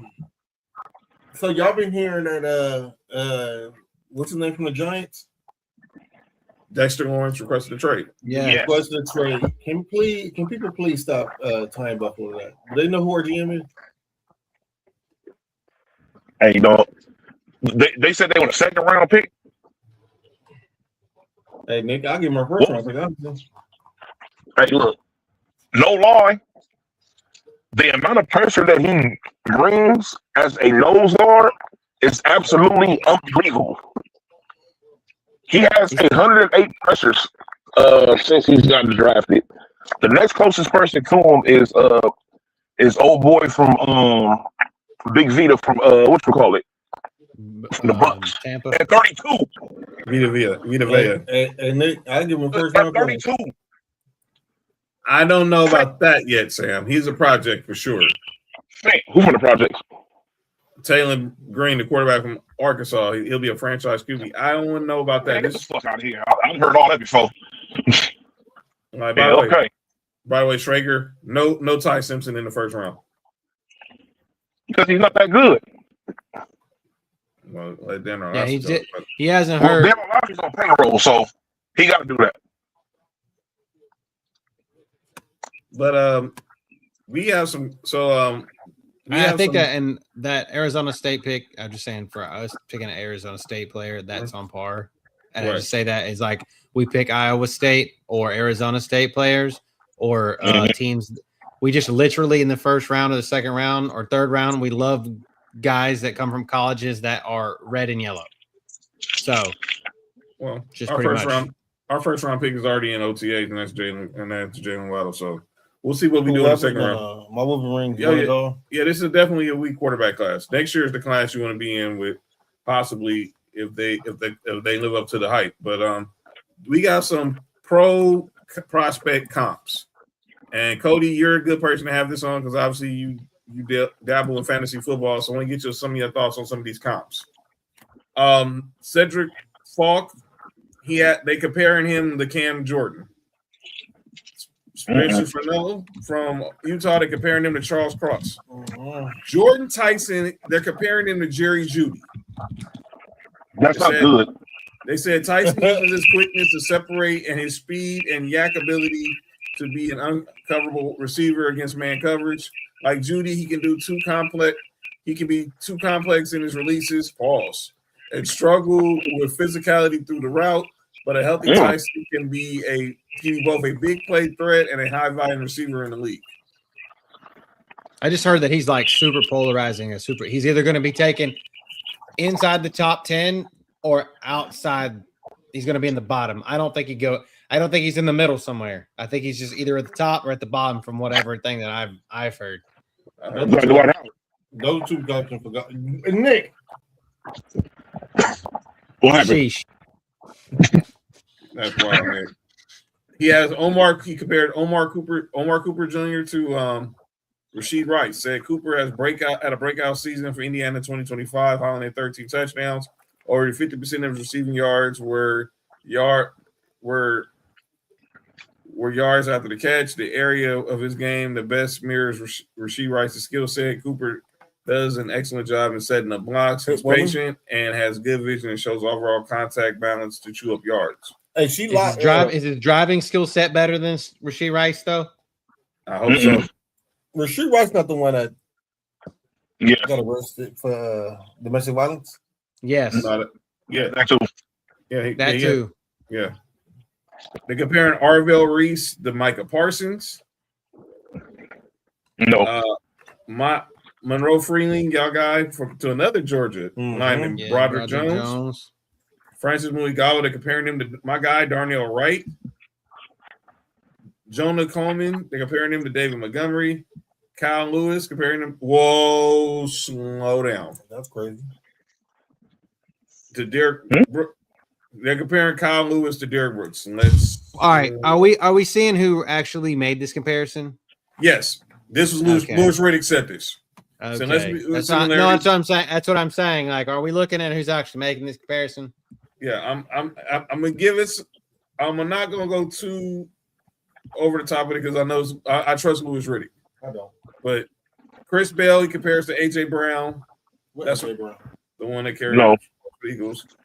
Sonny Styles compares to Fred. Whoa, with Fred Warner. Fred Warner that only has one leg. Oh, not the good. All right. Your guy Nick and Mark Zachariah Branch comparing him to Zay Flowers.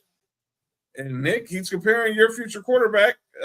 Mike Tannenbaum is comparing your future quarterback to Matt Ryan. No, I wouldn't be mad at that. They should have compared him to a quarterback they have on the team. My guy Jermon McCoy, they're comparing him to Stephon Gilmore. Congratulations on your retirement. Shout out to Stephon Gilmore. And then Ruben Bain comparing him to Brandon Graham. They said his stock dropping. Cool. I don't know how true it is, though. All right. Ruben Bain with his T-Rex arms. Let it drop. Let it keep dropping. Excuse me, John? Let his stock keep dropping. Relax. It's wrong. Relax. Drop it low. Drop it low.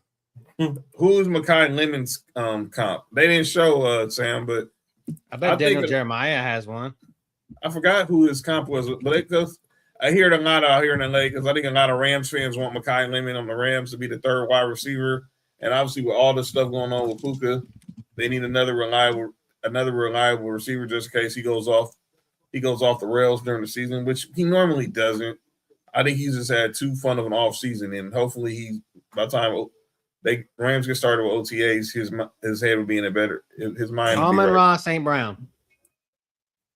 That's who I heard. That is who I heard people compare him to. That's who Daniel Jeremiah is comparing him to. Casey Concepcion. Mm-hmm. That is who I heard. A lot of people say he reminds them of Amon-Ra St. Brown coming out of SC. And that's mine. Amon-Ra St. Brown coming out of SC. He was good. He wasn't who he was with the Lions, and he went in the 4th or 5th round, if I'm not mistaken. Yeah, Mekhi Lemon, people are shitting on him because he runs like a 4.5. Like he's pretty slow. I think I personally think he just tanked the combine, period. I definitely think his interviews, he pretty much tanked the interview because look at him in the press conference. He did not want to be there at all, but that's a whole nother conversation. But we'll talk more about that. Look, we're 2 weeks away from the draft. The Sports For You draft watch party will go down 2 weeks from Thursday for round 1. God damn. So be tuned for that information. But let's get to the final segment of the program. It's often imitated. It's never duplicated. Some people who say stuff in the sports world need to get called out for it, and this is the place where we do it. It is time for calling out names. All right. So let me go ahead and get to my calling out names. I got one person. That's not real, huh? Who? Oh, you got Doc Rivers. I haven't heard that. But let's go ahead. I need to get to Mr. Google me. One Glenn Rivers. So y'all been following this story with the whole situation with Giannis and the Bucks. And obviously it seemed like there's been a lot of dissension in the Bucks locker room, and Glenn Rivers has been at the center of it. So as he had during a team meeting with his Buck players, and obviously there was been a lot of resentment towards him and stuff like that. Whatever. Go read the article. I don't have time to go through all that. Look at me. Google me. Look at my resume. Google me. He said, "Look at my resume. Google me."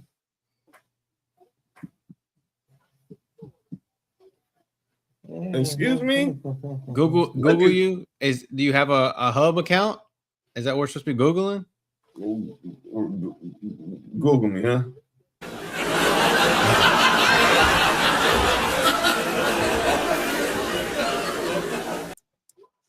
That's funny. No, it's not. How about we Google the fact that every time you're up 3-1 in the playoffs, you lose?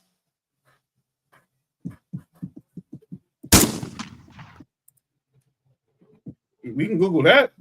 You ain't done nothing since you've been in Milwaukee. You didn't do nothing with the Clippers. You still let off that one title with the Celtics. What would you do in Orlando? You was about to get fired. Well, you did get fired, and thank God you didn't take the Lakers job. Thank God. But Doc Rivers Stop it, man. Google me. I was looking for this post, and they Googled him, all right. Google me. That's funny. They said he stopped the Orlando having a super team. Yeah, he did. He is a stop. He is a good defensive coach. He told Tim Duncan, "No, your wife can't come on the team playing." And Tim Duncan was like, "Well, okay, well, I'm staying in San Antonio and continue building this dynasty." Where he could have had you, T-Mac, and Grant Hill on the same team. God. My God. Like, can we reimagine, that happened in another timeline somewhere? Like, literally in another timeline, that shit. I had it on NBA Live.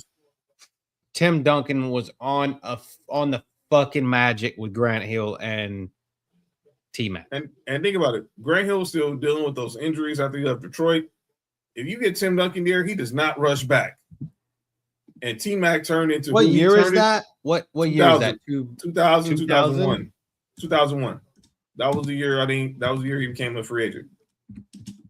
Because we signed that was 2001 was when T-Mac and Grant Hill ended up signing with the Magic. Mike Miller, Bo. Oh my God. Mike Miller was rookie of the year. Mike Miller, Bo Outlaw, John Ameche, Michael Doliak, and Andrew DeClaire. Holy shit. With Timmy D, that would be disgustingly. They've been bad. They've been so bad. That'd have been. That's why they had to sign. And bad in a good way. And they would have had T-Mac and Grant Hill. But Doc Rivers told Tim Duncan, "No, your wife can't come on the team playing." Wow. That was stupid. How stupid was that? How stupid was that? Yeah. So Doc Rivers. That's why if you want to Google Doc Rivers, make sure y'all look up Doc Rivers Orlando Magic. And then they end up with Horace Grant's and Patrick Ewing's old aged out ass the next season. Oh my God, that was disgusting. But yeah, that's my call now names. Go ahead, Mark. I was gonna put somebody on there, but Stephen A. Smith and Matt Barnes and Pat Beverly. Oh my God. I don't know what's going on here. I don't know what y'all got going on. It's insane. But all this need to stop, man. Yeah. All right. We all know the situation with Stephen A. and Matt Barnes was over the whole LeBron Memphis comments thing. And now, LeBron was right. And let me say this. For someone who has family roots in Memphis, I didn't have a problem with anything LeBron said. I know what Memphis is like. I know everything he said about it is true. Listen, man. Once I heard a player got robbed walking from the arena to the hotel, which is right across the street, it was enough for me. The hotels in Memphis are not the best. And Jeff T came out on 520. He said it. He said he tried to take an ice bath and the water turned brown. That's disgusting. Did he get in it when the water turned brown, or he was in there getting ready to take an ice bath? Oh, he didn't get in yet. I don't think he was getting ready to take an ice bath, and the water turned brown. And then, by the way, I'm see Jeff T when I'm in Vegas for WWE World. He's 520. He's doing a podcast on Sunday here. Also, obviously, and this because, and then they're staying at Hilton's and not Four Seasons. That's really the gist of it. And then obviously, look, they're not moving to Nashville because number one, Memphis can block anybody who moves anything within the state of Tennessee. So, but that whole situation, and then you have Pat Bev saying, "I'm better than you, Matt Barnes. I've always had a better career than you in crap." And I'm like, go somewhere, dude. Go somewhere, dude. But yeah, this all crazy. I know what the situation with Stephen A. and Matt was about the LeBron comments. And Stephen A. asked him, "Well, you talking about that? Why didn't you didn't question when Gavin Newsom about everything going on in California?" What did the people on the golf course ask him about that? About what? What's going on in California? Or they asked him what's the worst city to play in? No. Stephen A. Smith got to shut the fuck up. But I don't know this. But that LeBron dick out your mouth. Pause. Let him piss. But I don't know the situation with Pat Bev. I don't know what happened with how this whole Pat Bev, Matt Barnes stuff happened. I just saw Pat Bev off saying. Well, that started because Pat Bev was talking about Dwayne Wade, and Matt Barnes sided with Dwayne Wade. And Pat Barnes trying to get his show off the ground, so anybody that says his name, he's going to. Pretty much. Yeah. But yeah, that's a whole nother conversation. Nick, you got anybody? Yes, I have Patrick Beverly on calling our name. No. Go ahead. He said we go be on the show next. Hey, Nico. Shout out to Nico. Shout out to Nico. Exactly. He said that he would choose Rudy Gobert over Ben Wallace. At what? For defense. At defense. He said he's choosing Gobert. At what? Defense. I didn't even, so it was so crazy that I didn't even bother to even hear more of the explanation than I heard. As soon as I heard him say he's taking Rudy Gobert over Ben Wallace, I said, I'm cool. Right. Over there. Get out of here. Okay, this is why sometimes dudes just don't know how don't know how grateful it is to have a platform. You saying stupid stuff like that. Yeah, ain't nobody in the world taking no Rudy Gobert over Ben Wallace. We're talking defense. Oh shit, Jerry Vanderbilt, your coach, just got into it. And JJ? Mm-hmm. Oh, great.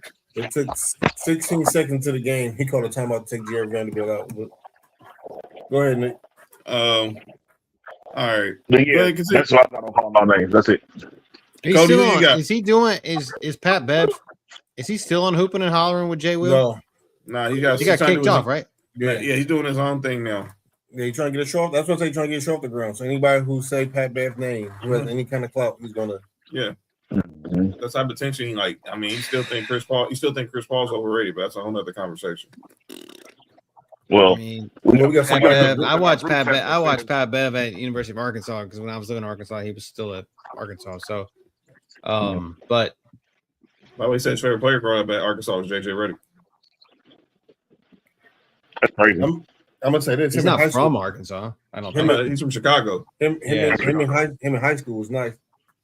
Yes, he was. It wasn't a score 27-6. Yeah. By the way, yeah, I don't. Lakers actually drafted Patrick Beverly. Yep. But we traded him to Miami. That's what him and Rashad McCants got into it about that work. About the Oregon F. Rashad McCants too. Forget Rashad McCants too. He's such an idiot. She is. Rashad McCants. Cody, who you got? Rashad, I can't think of anybody tonight off the top of my head. I don't really have anybody other than the fact of just I just say this: fans need to just get off the tip when it comes to the draft because I'm already just hearing shit that doesn't need to let the players do what they want to do. They don't show up. They don't want to show up to the draft. Big fucking deal. Like literally big fucking deal. Just and I'm assuming this is all over the fact that Fernando Mendoza is not going to the draft. Yeah. Like, well, he's the number one pick. He should be there. I'm like, no. He's not getting paid yet. He's not getting paid yet. So why does he need to be there? No, he shouldn't. Tons of first round picks don't show up. I mean, like I said, we named a bunch. I go to 2015. Jameis and Marcus Mariota went 1 and 2, and neither one of them were at the draft. Well, Jameis was still in the touchdown. He was somewhere stealing crips. He was doing what? Crab legs. He was eating crab legs. Yeah, you good? Oh. You good? You good? You all right? He got crabs. There was a white girl standing next to him that he got crabs from. That's wait. He got crabs? He stole crabs? He got crabs. Yo, he got crabs. They're on a plate next to the white girl. That's insane, man. Well, stealing crabs from a white girl is crazy. I can't like y'all said that. Would you have on Johnson? Yo, chill. All right. We gonna get up out of here. Friday, we'll be back Friday. Obviously, starting to look ahead to the NBA playoffs. When they're the end of the season. Tuned in, go watch my apology. Yes, if you missed the show, go check out Cody's apology to Fat and the Michigan Wolverines. It was Buzz CTV. But we're gonna talk about the playoffs, start looking ahead to the playoffs. Wemby and all this talk about these injuries and the 65 game rule crap. Can we stop it? Check me out tomorrow. Good. About to be first team all NBA. And that's what I meant. That's insane. He's gonna be all. He should be all NBA. He might win MVP off of everybody being hurt. The greatest receivers. Most overrated. Sammy Watkins, Keyshawn Johnson, Odell Beckham, Josh Gordon, Des Bryant, Chad Johnson, Javaris Landry, Andre Reed, Kenny Gallup. All right. He's the most overrated. Kenny Galladay's the answer to that question. Well, they get the whole list of people. Oh, it's a list and like in order? Kenny Galladay, yeah, he's trash. I know why Mark saw the list. I know why the list caught Mark's attention. I'm about to send it to the group chat. I see now why the list caught Mark's attention. I'm waiting till y'all see the group chat. Because I think Mark, because there was some blasphemy on that list. Now I see now why the list caught Mark's attention. But yeah, tomorrow. Excuse me? Oh boy. I said Andre Reed being on there is wild. Yeah, that's what caught Mark's attention. That's exactly what caught Mark's attention to this list. Wild. They put Andre on there. You said Andre Ryan? No, I said Kelvin Benjamin. Oh, I hate Kelvin Benjamin. I hate Kelvin Benjamin. Want to bring Bean?